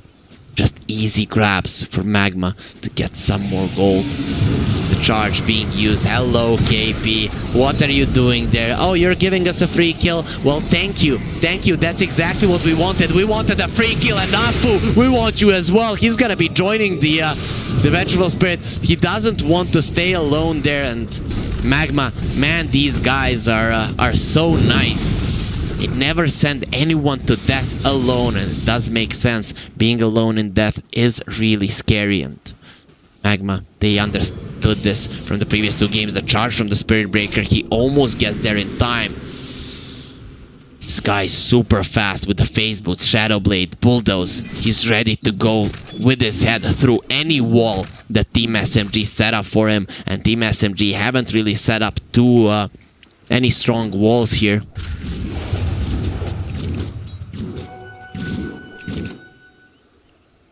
All being crushed. So, Magma.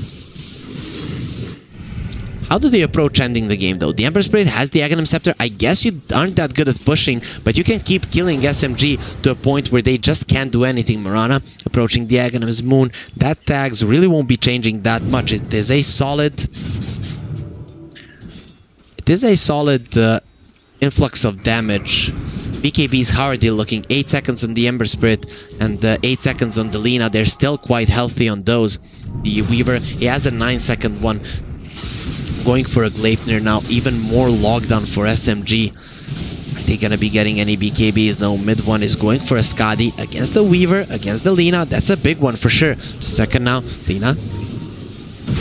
The BKB, Mirana has been caught. They'll get the dot. Yules up.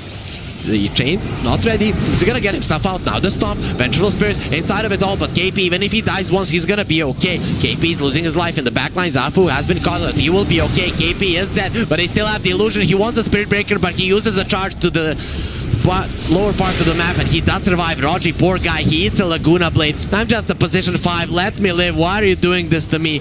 But it's because they hate you. They wanna kill you. Mid one comes over. Can he really kill the Ember Spirit? Yes, he can. Mid one inside of the river, fighting against the wave, trying to dodge that stun. It's not gonna be happening, but his illusions are not gonna be stunned up at all. He can go for a charge if he wants to. Turns into a Morphling waveform in a second, but he has been charged himself. This is how you do it. This is how real cows come over in mid one. It's not looking like he's gonna survive. He's gonna move away from 1 ignite and the buyback from Afu. Nothing he can do about it. There's gonna be 10 ignites sent into his face, and the Ogre Magi, he deals with the Lincolns, and his teammates will do the rest.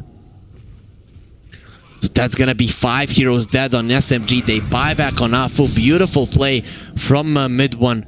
But he gave his life away for that kill. He's still keeping himself relevant in terms of farm, but the rest of his teammates, they're just super poor.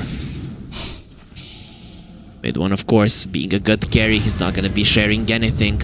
So, you guys can die of starvation as far as I'm concerned. Just back me up so that we can win this game. But no matter how much backup he gets with a 20k gold deficit, Magma are going to continue pushing forward.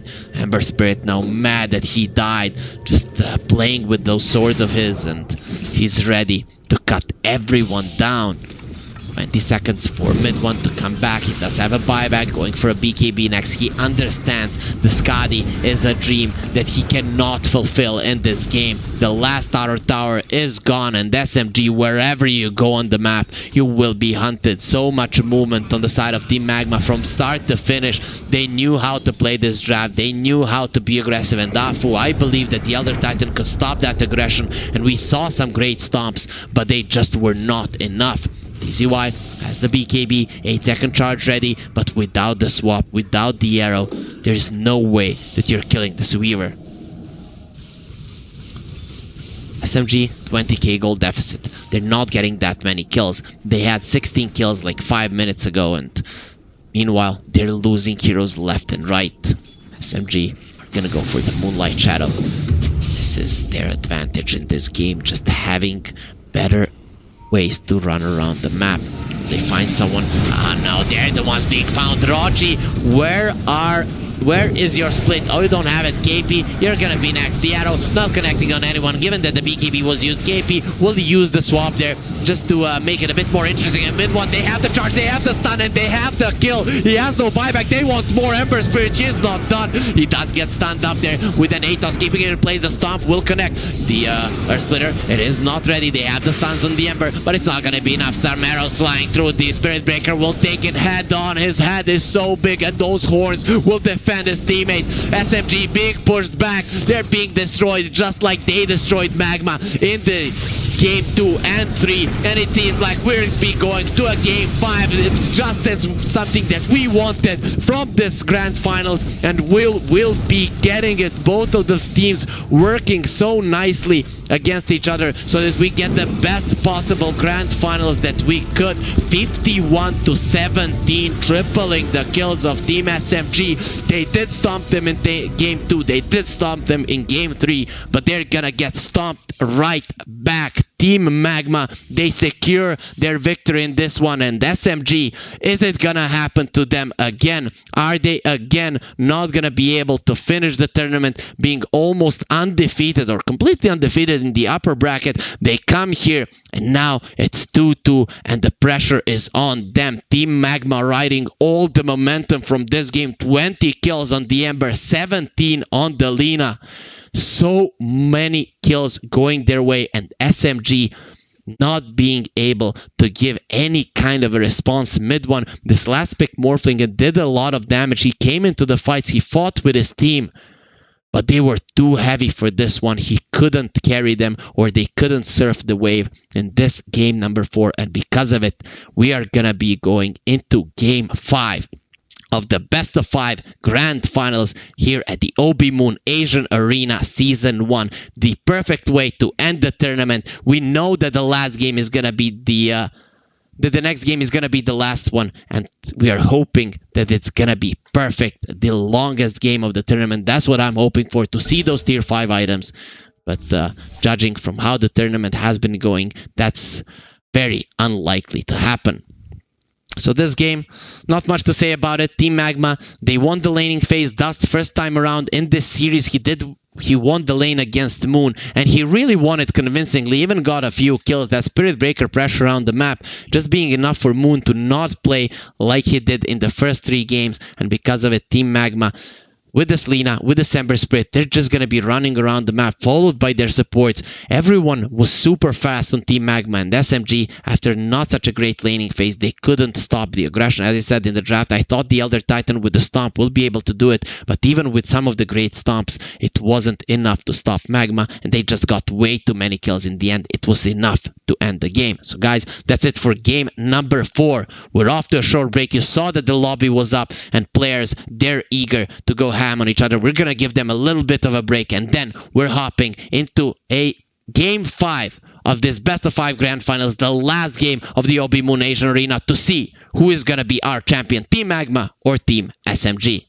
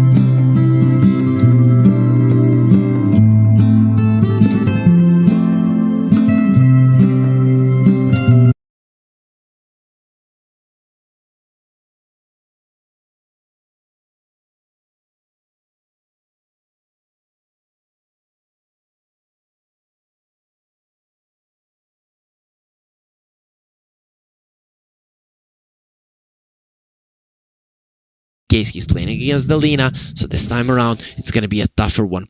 Team Magma, they're going to go for a Weaver, which is a great hero with a Tusk, the tag team, plus the Geminate attack. The damage output will be insane. SMG, they go for a Shaker. Okay, Shaker not being banned here. It's a big problem, to be honest. If you go into the Snowball with multiple heroes, you're going to be met with a fissure to the face. This is probably putting the Pango in the position 5 role. And SMG, they still have a Necro to pick if they want to. And we know what they do with the Earthshaker Necro. Is just a combo that they played so many times and did so well in this tournament. They also have a ton of burst between the Lina and the Earthshaker, so it wouldn't surprise me if they go for that combo. Also Magma, they've already picked 2 of their supports, but no, it's gonna be the Death Prophet. Okay, it is something that KP has played, but it might be a position 5 DP as well. I'm not the biggest fan of the DP in a sense that they don't have any saves, but committing on him would probably be a mistake, considering that you know, there is an Earthshaker and the Pango ready to counter you every second. And Magma are gonna go for a Razor. I can't say I agree with the pick. You know, Death Prophet and the Lina, these heroes, they don't care about the Razor. Lina has so much range. He's going to be able to hit Razor from afar, not really being afraid of the Static Link. Also, the Laguna Blade, something that the Razor hates. He hates when he's playing against a ton of burst damage. And even if he goes for the Death Prophet, if the Exorcism is out, sure, you're going to take my damage, but the ghosts are still going to haunt you to death. So a pretty weird pickup here from Team Magma. It seems like they just want to win the lanes. They saw from the previous games, if they win the lanes, they're going to be okay. They do ban out the TB, and they might even ban out the PL as well. Illusion-based heroes. Razor, he doesn't like playing against them, and neither do all of these Magma heroes. So they get rid of the TB. The Naga Siren is also in the pool, but that isn't a mid one hero, and they're gonna ban out the Spectre every single time. SMG are getting their Spectre banned in the last round, and it is gonna be a PL, so that does make sense a lot. I actually thought that Magma are gonna ban out the PL, but they let it through, and SMG, they're gonna be getting a perfect draft here. Magma, what do? You pick up a Lash here. There's no other way to approach it. No, Pudge! What? Offlane Pudge! Last game, and they pick a Pudge. I think we know who we are all cheering for. Even if there were some SMG fans in the chat, now they're cheering Magma, Magma. They picked up a Pudge, and this Scarecrow, it might be a problem for Team SMG. Pudge, if he gets an Aghanim Scepter, it is actually a great way to deal with the PL.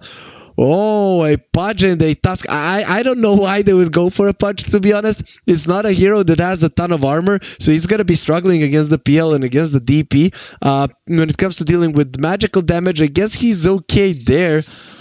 But what a ballsy play coming out from Team Magma. Let's see, maybe someone is disconnected. No, this is not a joke. It is a last game Pudge, and TZY just asking for it from his teammates, and they will give it to him. They believe in it.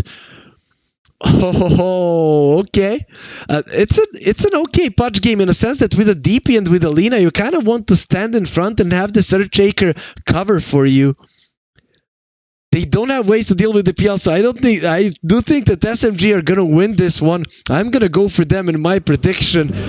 But man, am I gonna be biased in this one. Let's go Team Magma. We're all cheering for you for sure. Just what a courage coming out from them. SMG, after crushing them for 2 games, they will not break their spirits. These guys, their spirits cannot be crushed. They immediately go for a smoke. They want to continue the aggression from the previous game. They will send the Razor towards the mid lane, but the Lina should be doing well against that one for sure.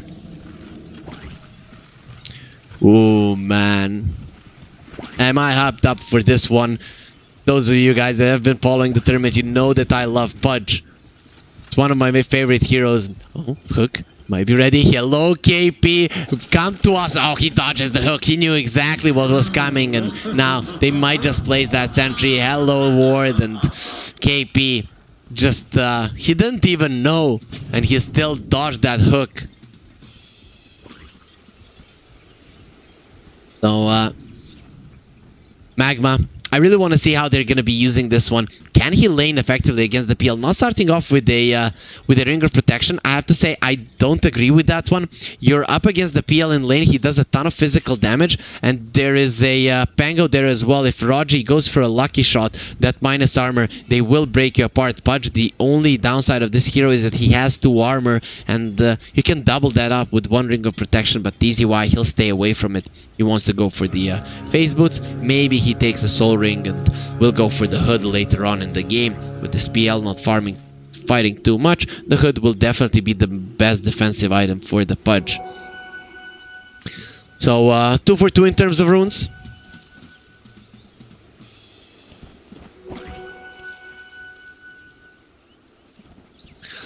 And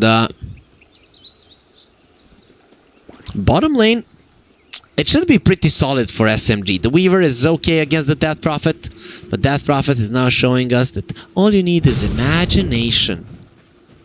If you guys know from which cartoon that is, you can say it in chat and you'll win absolutely nothing. So, guys, it's 2 games for Magma, 2 games for SMG. Whoever wins this one will be the victor, but Magma, it seems like they feel a little bit bad for SMG. Yo, these guys, they can't win a tournament. Let's pick a Pudge as our last pick to allow them to win.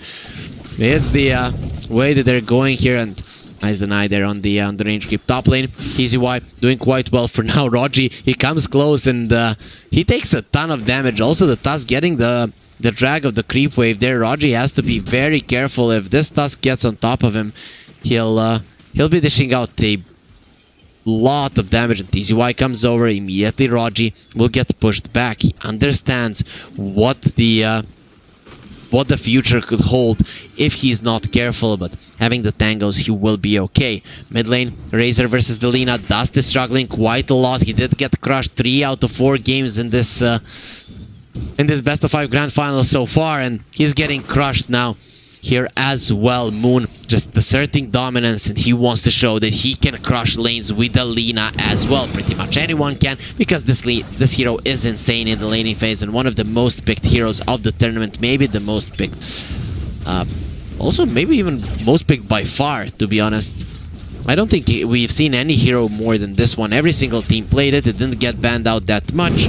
Teams were like, we know how to play against Delina, but boy, were they wrong. Dust will be taking some damage away from Moon. Actually, it's not going to be some, it's going to be most of it, and not a lot of mana on this Lina. He actually gets the last hit. Will he get this one? No. Just with 15 damage, getting 2 last hits under the tower, it would be a little too much from Moon, but still, either way, it's not going to be that big of a deal. Dust, he only has 5 last hits, and has to be very careful about this one. Bottom lane, Fool getting clubbed in top lane.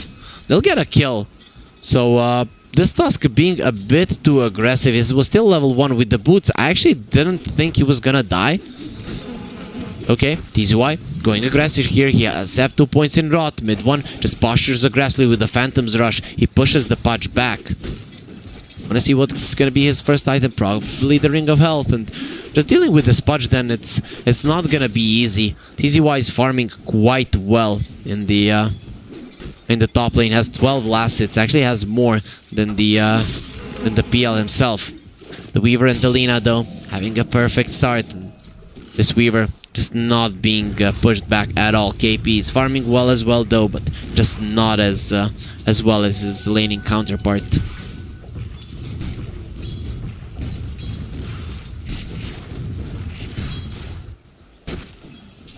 TZY, he gets the Ring of Health. Now this Pudge is very tough to deal with. I guess the Tusk would rather be around the Pudge. If he is around TZY, they should definitely be winning the trades. Raji is not gonna allow the pull to happen, though. It might not be up to him. The Pudge not coming over, so this Tusk probably won't be able to do much. He's rotating towards the mid lane. TZY being very aggressive here, almost 1000 HP, 12 HP per second. The SMG probably can't fight him, and he's gonna slap the Spango in the face a few times. Meanwhile, mid lane, Fu is there protecting Moon, and it will not catch him for sure. The Dust. Will go on the Earthshaker. He gets the damage from the Earthshaker though, but this means that Moon now, he can last hit effectively. This Razor though, he did manage to stop the bleeding in terms of losing in terms of net worth. And Afu, he gets the stun. Moon comes over. He can stun Dust again, and Razor isn't going anywhere. This is gonna be the first blood. Actually, not the first blood. The Tusk did die. Top lane. Magma, they go aggressive, and Tusk in some trouble without the snowball. TZY needs to protect him, goes for Raji. He wants to get the kill, but the Swashbuckler keeping him away, and now mid one, he might kill TZY. He's coming in with a Phantom's Rush. First, he goes for the Doppelganger. He gets a kill, and Tusk could be in some trouble right now. This Pudge on the offlane, he was doing well until now, but now it's gonna be disastrous, and they want this Tusk as well. Mid one gets a double kill, and considering he's a PL against no PL counters, I would start to be very afraid here for Team Magma. They believed in this Pudge, but their belief is gonna be fading very, very soon. The Fissure from Afu, he's not gonna be using it, and he just removes that sentry first. Dust going for Afu. They do have the shards, but no snowball. The shards get dodged. Afu is still alive, but probably not for long. A few whips from Dust, and finally they're gonna get themselves on the board here in game number 5. So Magma, 5 minutes or almost 6 minutes in, they're finally gonna be able to secure themselves a kill on the Razor. KP in some trouble. There is an ulti on the Weaver, so he can chase this DP if he wants to. Without the silence, KP cannot threaten the Weaver's life though. The position 1 of Magma, he's gonna stay in the back there and just focus on getting as much farm as he can. Spirit Siphon though, KP dancing around and not gonna be showing up that rainbow. Raji, he is level 4, and this Tusk level 2. I think that the Tusk is the main reason this top lane went so badly. Him dying there for the first blood was a big problem for sure. Now they're looking towards Dust. He does have the Invis rune, so the first power rune going for Team Magma. SMG looking towards Kaz. This Ogre Magi protecting his mid laner quite nicely, and with the stun, he'll be able to keep this Afu Earthshaker back. But look at Moon, look at his aggression. Oh, mid one, he dies on the top lane. He was left alone, and because of it, he will lose his life. TZY, he secures the kill, and this Pudge,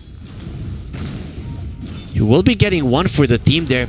Actually, quite farmed despite that one death to his name. So Magma now rotating towards the Lina. Moon keeping himself healthy, so he shouldn't be going down here. Kaz though, you wanna kill Afu. Might be in some trouble. They're gonna get a slow, and a beautiful Fissure will keep them at bay. Moon though, here comes the Weaver. He's gonna be caught, and with the Swarm, what was he thinking? Why did he stay there? And because of it, he will die. The top lane, the Snowball, it is gonna save TZY, but just for the moment, mid one will avenge himself. That's something that you can do in Dota because you just have unlimited lives. And with the beautiful shards, he'll get himself out. But Afu in the mid lane, he loses his life, and Magma, they strike back. The Empire strikes back in this one for sure. They did start losing a few heroes at the start. They were losing 4-0, but they get 4 kills, losing only 1 hero, and it being the Pudge. You know, the fat flap of meat, it's not that big of a deal. So, Magma, PL is still gonna be topping the net worth chart, but they did manage to bring down this Lina's net worth, and Dust is quite close to it. Raji has been caught, no Swashbuckler, and he's dead. Kaz will secure that kill with a Fire Blast, and that's just a level 1 Fire Blast, so not really that much damage. And the second power rune again gonna go towards Team Magma. This Razor, I really didn't see him doing this well, and the lane's Moon will get slowed down. Here comes the Tusk as well, and this Lina, oh, those shards, he's gonna save the Lina. No, you're not killing this Lina, Dust. I'm gonna make sure of it, and now he comes in to die as well. What a mistake. The Tusk making so many of those, and he will get tipped. Thank you. Here's some money for your services. And with like Dust as well, they're draining him, and they will drain him dry. He's running towards the tower. He wants to choose the place of his death. You can choose the place, but you will not choose who brings you down. And that Tusk using those shards in the worst possible way, blocking out the Razor from the Lina, and because of it, Moon not only survives, but gets a few kills going his way, and his teammates are gonna be getting the cleanup. Oh my god, this Tusk, he really is struggling in this one. If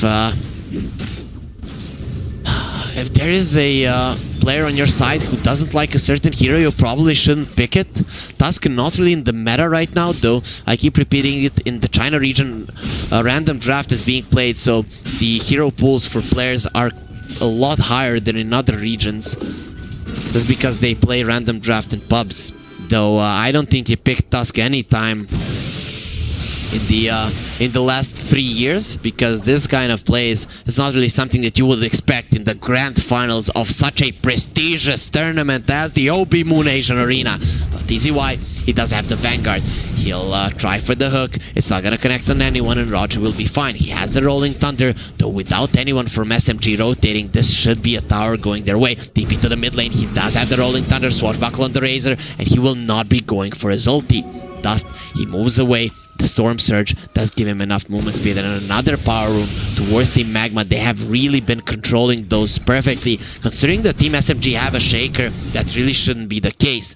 They use the smoke. They're going towards the Weaver. This guy has been untouched. 70 last hits. Just a perfect game for the Weaver. What's being delivered to him, it's going to be the power treads.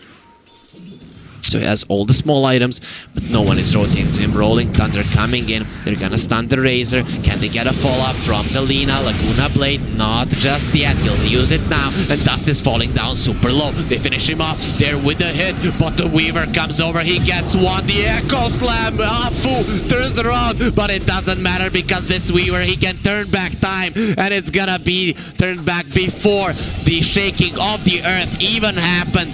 Punch comes over, and KP will be eaten. He'll be going into this belly, smelling the stench of the Pudge, then dying to this Tusk. Just a gruesome death there, delivered to the entirety of SMG. But this DP, she'll definitely get the tail end there, because she died to the most disgusting of them all. Thus, he wants to go for mid one, who has the Fusel Blade done. He's thinking of turning around, seeing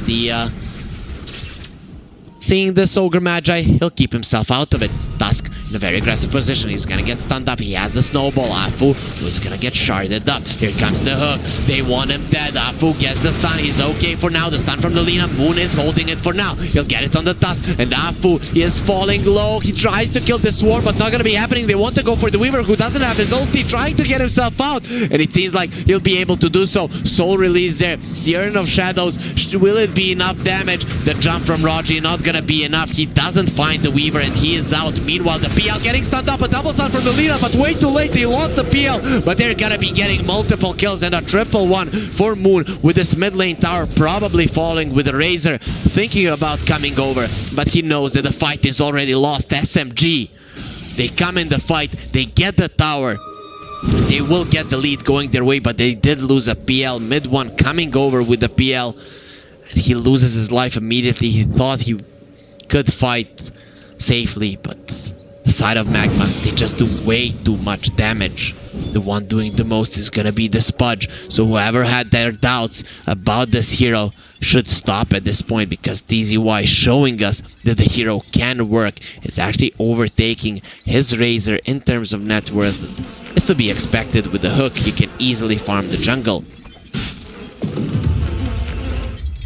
TZY finds the Fairy Trinket, finds the Broom Handle, and is gonna stay with that Fairy Trinket, having some mana problems from time to time with the Pudge. Smoke was used, and Magma are coming towards the bottom lane. No cores for Team SMG are here, and without the Exorcism, they can't fight. They're coming over with a lot of confidence. Tusk, he wants to go for Raji. The Swashbuckle to the side, and the uppercut to the face. Raji is just dead. He'll get hooked. Come back here. Shards, almost perfect. Afu gets pushed back. Those were the long-range shards. He couldn't toss it any further back, and Afu, he gets himself to a safe enough position in time. Weaver, after that death of the PL, he's gonna be topping the network charge right now, going for the Maelstrom, and he needs a way to deal with those PL illusions.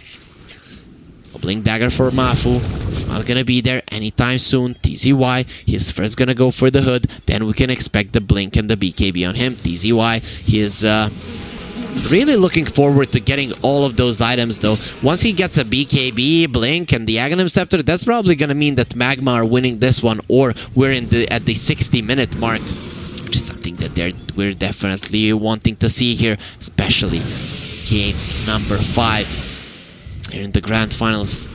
Dust He just needs the recipe for the BKB. It is needed against all of the spells from Team SMG, but he can still get brought down, stunned from the Shaker, and he can get bursted by the rest of Team SMG. We'll see if he is able to survive that one. Chasing on KP, but for now, SMG will be okay.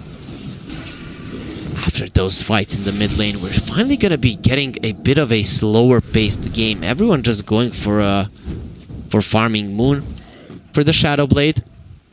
There's a nice item for the Linas. Not gonna be having that BKB. If he uses the BKB, he can still get hooked, eaten, and punched to the face by this Tusk. So, you know, it does make sense for him to want to just kill his enemies before they can do the same to him.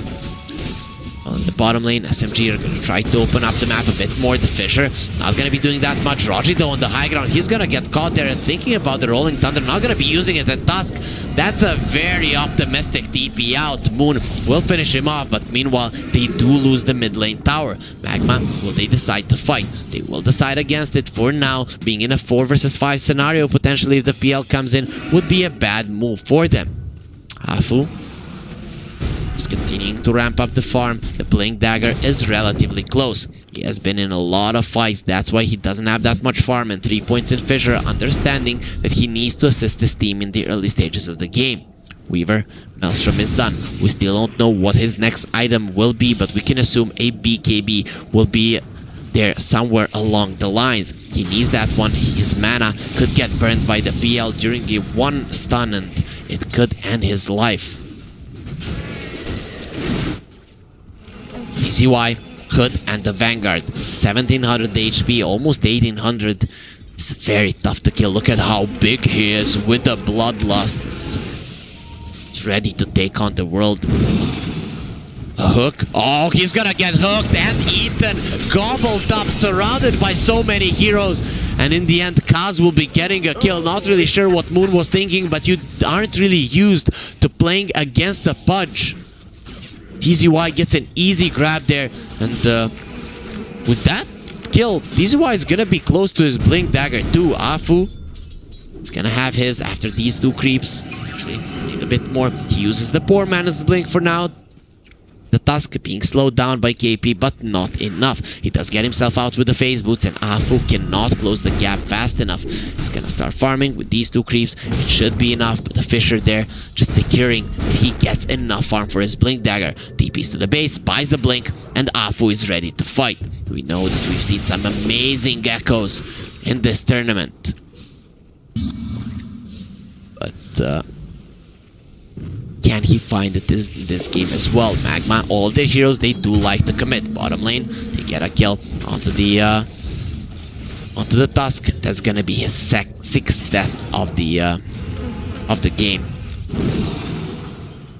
4 flesh keeps. Dust uses the BKB. Nice Fissure there, keeping him away in mid 1. He's gonna stay intact in terms of damage. Dust, he gets bloodlusted, but let's see who has more bloodlust, you or me. Moon is close, and Dust is not gonna be TPing anywhere. That's a 9-second BKB down the drain, as well as his life. And Magma, they don't lose only the BKB charge, they're losing heroes as well. They're looking towards the Weaver. He's working towards the BKB, but not there just yet. One silence could end his life, and they see him off. Full Echo Slam to the face. Weaver is gonna get stunned up with a silence. He has no chance of survival, and KP, he releases the Exorcism, now moving towards the Roche Pit. This KP Death Prophet is actually quite strong as well. All of the cores on the map, they have a lot of farm, but Magma, with losing 2 of their cores, they won't be able to defend this Roche Pit.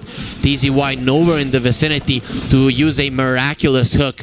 But I'm pretty sure that even if he would get the perfect hook there, getting more than a kill is almost impossible in this kind of a situation. Magma, they're 1k goal behind, still not out of this game. Though Dust, his biggest timing, a 9-second BKB charge, will be completely useless. He thought he was going to be safe, but he was completely wrong. Now TZY getting hunted. He's not going to get Fissure there, but still, with the follow-up stuns, they're going to miss a lot of those on TZY. He's still alive, but Moon, he wants this kill. He's going to turn around on the Earthshaker, start deking him, gobbling him up. Afu is dead. TZY, he might die, but he's going to go down proud, and his teammates are coming over. He set it up up perfectly. Lina losing her life. He doesn't have the Aegis and he is dead. The PL though, mid one is ready to fight, going for Dust. He has the Aegis buyback from the Lina. They want to fight, but the PL is dead. Was a beautiful rolling thunder, and with a double stun, Moon is back with all of his rage built up after that death. Gods, where do you think you're going? Getting ran down as well. Mid one getting a killing spree in that fight, and Moon, after a beautiful buyback, he turns the fight completely around with an 8-second BKB. Again, Magma are gonna be losing a fight after using a BKB charge from Dust. Moon understanding perfectly what he needs to do, what his role is there. They did focus him down, but he was gonna have none of it. Will not allow his teammates to die one by one. He'll come back. Mid one now has a Manta. This PL, by the minute, he's becoming more and more of an issue against two range cores. Once he gets that Skadi, Magma are gonna be very sad. What is the Weaver? What is the Razor gonna do? The Weaver, he can at least run away, but the Razor is gonna be slowed down so much that Storm Surge won't be enough to survive. So Moon, he misses the stun. Dust, he's gonna use the BKB, turns around on Moon, let's fight. He has the Dust, and Moon is dead. It would be naive to think that Dust doesn't have a Dust. You know, it's in his name. With all of those stuns missing, Team SMG, they do deserve to die there for sure. Just a symphony of fails from them, but now the rolling thunder. Dust, where is your BKB? Oh, you don't have it? You like using... Oh, the hook! TZY defending them, and KP, he does have a BKB. He'll use the silence there. Actually, he doesn't have it just yet, doesn't have the mana. And TZY going for Afu. He's gonna get stunned up. Afu, he wants to get out, but another hook, come back here and die. TZY, no chance of getting out of the exorcism in the backlines. Mid one is starting the cleanup. Can he get it? Cuz deeping out, and he's getting himself out of that one. Mid one will go in the backlines, finish off the two cores, but they do lose 3 heroes on SMG. Also, it's an 8-second BKB from KP and an exorcism, so Magma aren't gonna be too mad about the trade. The problem is this Weaver gonna be able to fight the PL later on? The answer is probably no. And mid one is getting stronger by the minute. Now one ultimate orb, the second one very close to being finished up, and we can assume that Skadi will be done in the next 3 or 4 minutes, which will put this mid one PL at critical mass. Then Magma, what is going to be your response? So the Pudge has the blink, he's going for the Aghanims. He knows he needs to counter the PL, but he needs that tax. Use the Bloodlust on him, looking towards Moon. It's an Invis. Do they have the Dust? He has the blink. He did use the Dust and will start eating Moon without the BKB. This Lina is probably dead. He's gonna die again. Afu comes over with a double stun, but they've already lost their hero. Now the Rolling Thunder coming over. They're gonna try to get some revenge. The Weaver is there, has the BKB and wants to fight. Going for Afu. Afu, if he dies during this BKB of the Weaver, they don't have enough lockdown to finish off the position 1 of Magma, and he's getting himself out. The Kaz is gonna make his presence known. Those shards are not gonna be good enough, and the PL illusions will easily bring down the Ogre Magi, with KP sucking out his spirit during that fight as well. Magma, they lose 1, but they're gonna be getting 2, and 2 much more valuable kills than the one that they have lost. SMG, they can comfort themselves, say that we took 2 heads of their own as well, but who cares? It's still gonna be just 1 hero. The outpost being taken by SMG. They want more map control. Raji's here alone. This is position 5. Pango, he already has a blink. Oh, Dusk, you really want to be here? I'm not sure that you do. He has the blink dagger, can blink out easily after the snowball, but no, he had the urn on him, and now goes for the DP out. Should be able to get himself out of that one. TZY with the blink, he'll be okay as well.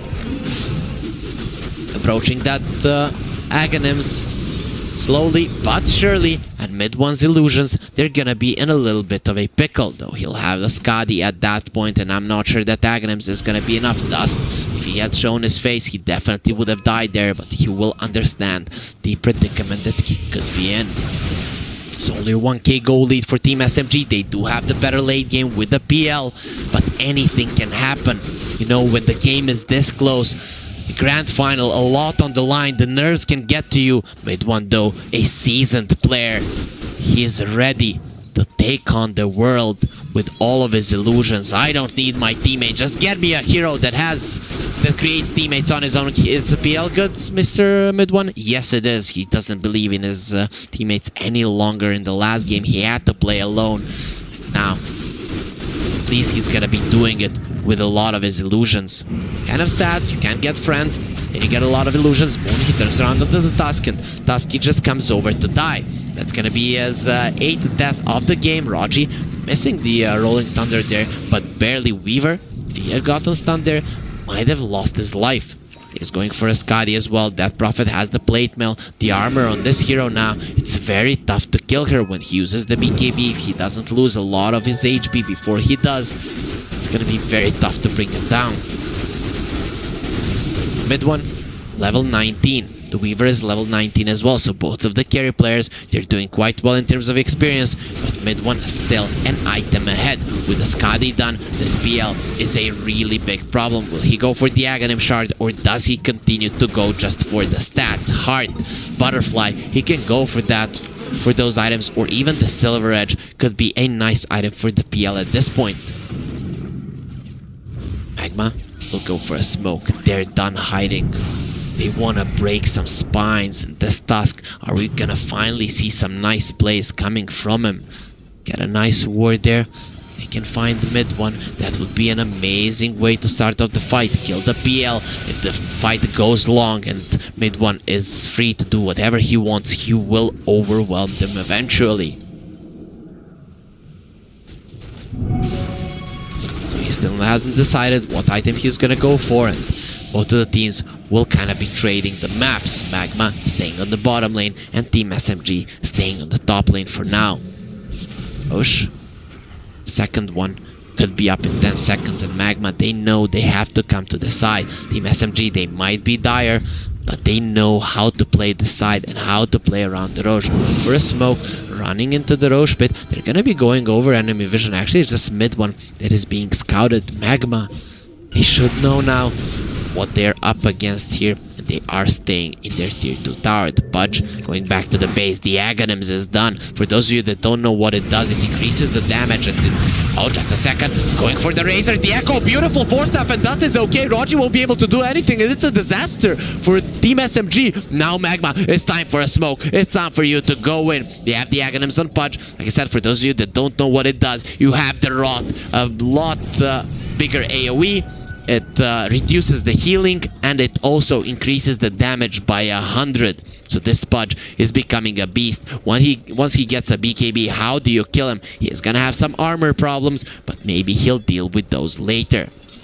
Roche not up in 2 minutes. SMG are definitely weaker right now. No Exorcism, no Echo, no Rolling Thunder, and they're coming over. Hello, KP, beautiful Fisher with a follow-up stun, and now Mid one comes over, but the hook, it is gonna save the Tusk. Raji losing his life. Dust, that's gonna be his BKB, but just for the position 5, they get the jump there onto the PL. He's taking so much damage, needs to go for the doppelganger, gets himself to the Roga. What a Fisher! Stay there and die with a buyback. They're clearing them up. Even without the Echo, his stuns are gonna be a big deal. And the Weaver is only one alive. Ah, foo! Even without his ulti, this guy is a big problem. He'll get a stun and a follow-up on the Weaver. Where do you think you're going? He's running around, not sure what to do. Without any friends, you cannot play Dota, and Magma are gonna get wiped with SMG not having a single big spell on their side. They're still gonna win the fight, and there is only one guy that made it all possible, running in like madmen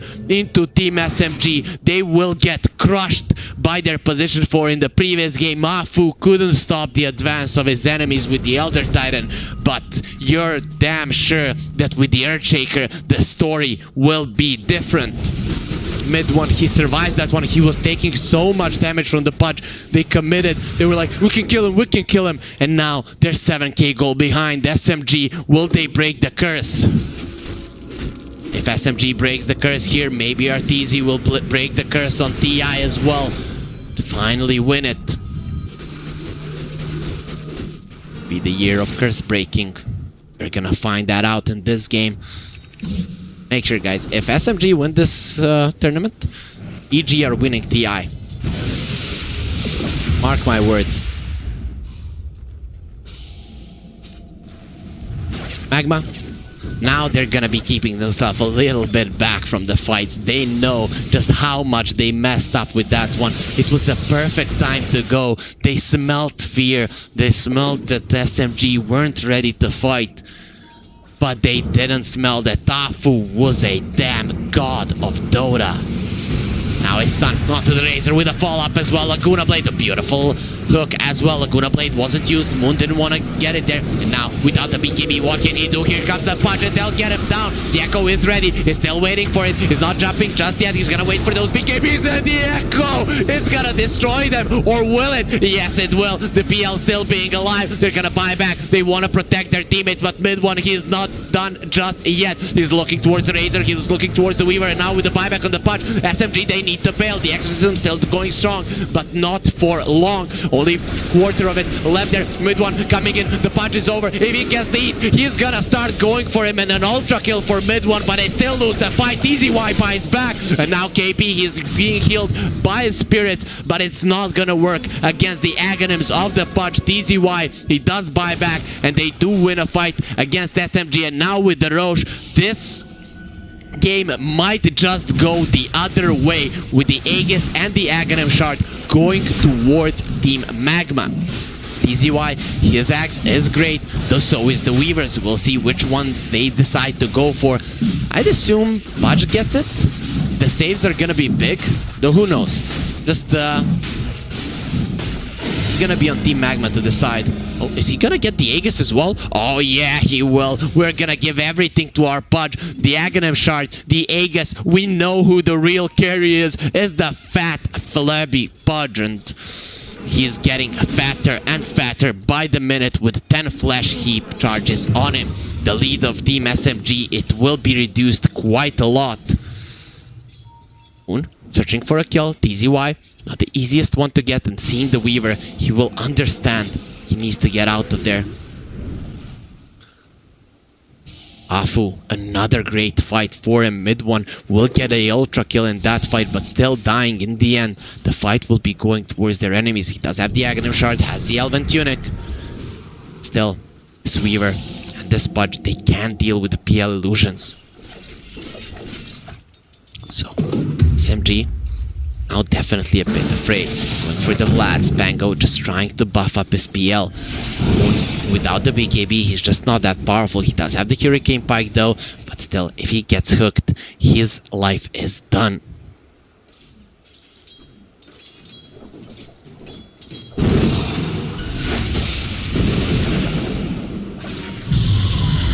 Dust. He has a Haste Rune. So for the next fight, this Razor is gonna be an even bigger problem. He has the SNY and the Titan Sliver, so he's definitely gonna be able to use the BKB if Moon doesn't get the stun over the fissure.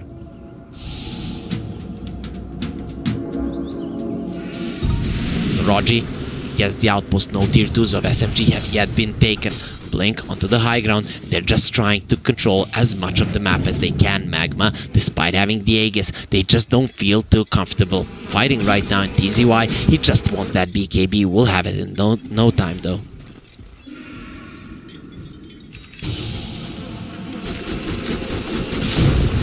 Now he's stunned to the Pudge, follow up as well, but TZY pretty much he's not gonna be taking that much damage. The BKB, 200 gold away. Weaver, what is he gonna go for? It's gonna be a Mjolnir, understandably so. More ways to deal with the PL.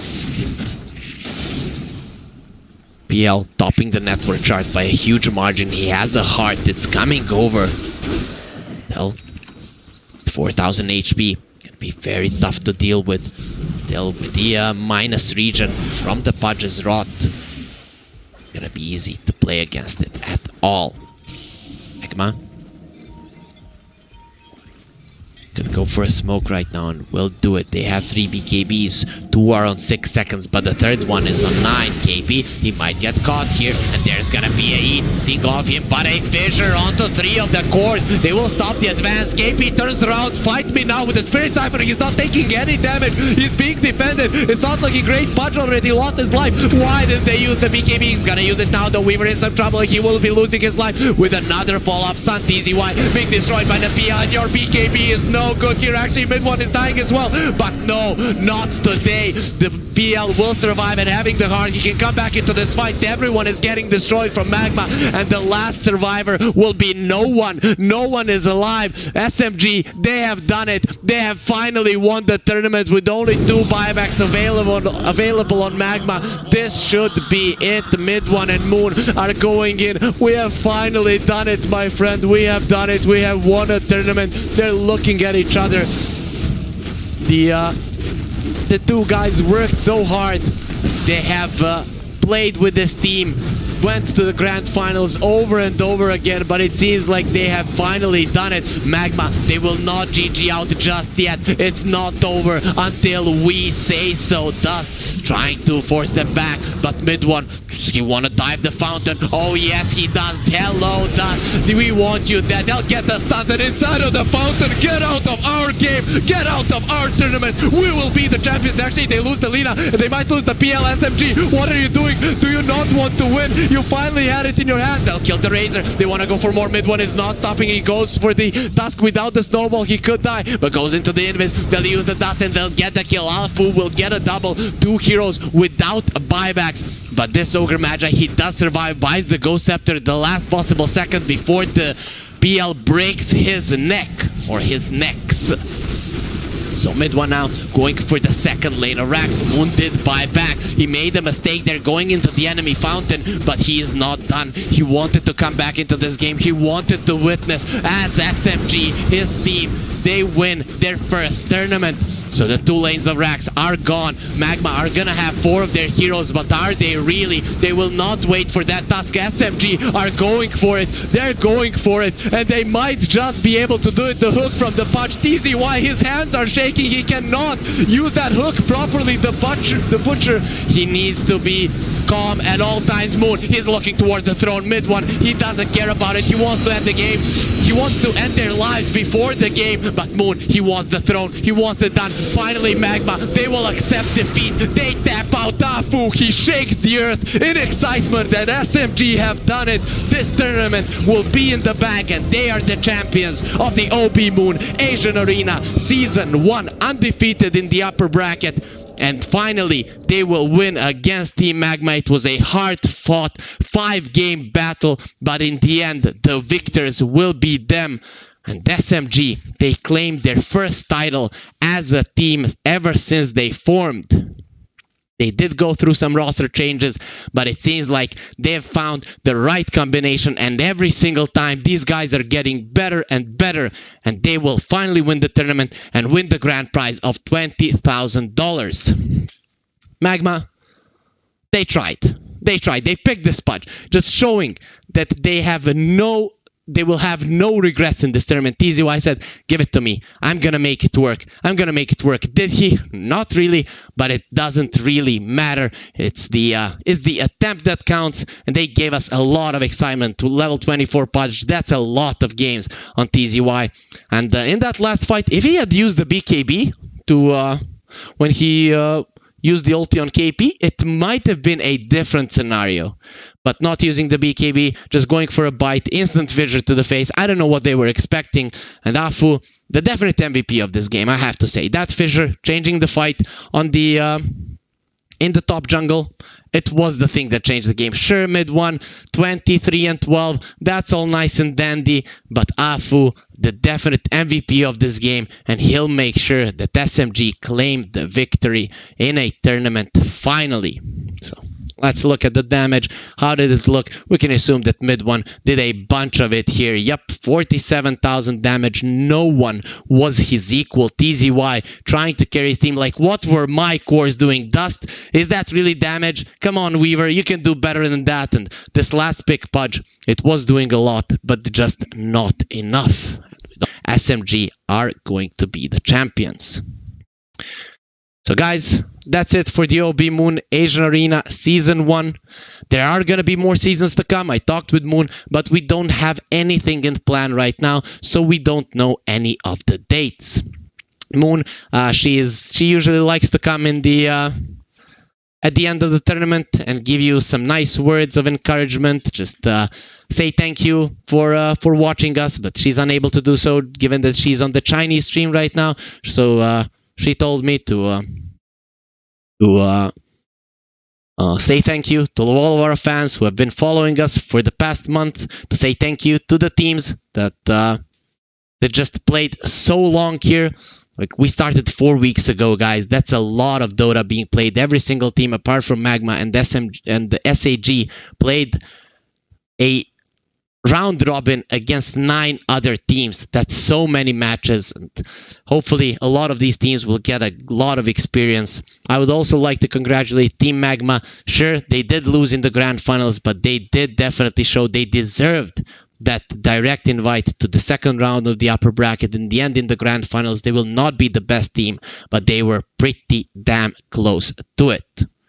Guys, with this, we conclude the OB.Moon Asian Arena Season 1. As I said, there's going to be more seasons to come, but for now, we don't have any dates. I know that you guys are sad, but don't be, because TI is right around the corner. In just a few days, we're going to be watching the second best tournament of this year, given this was the best one, and hopefully you guys are going to be enjoying great Dota there as well. I wish you all the best, and see you in future tournaments. Bye.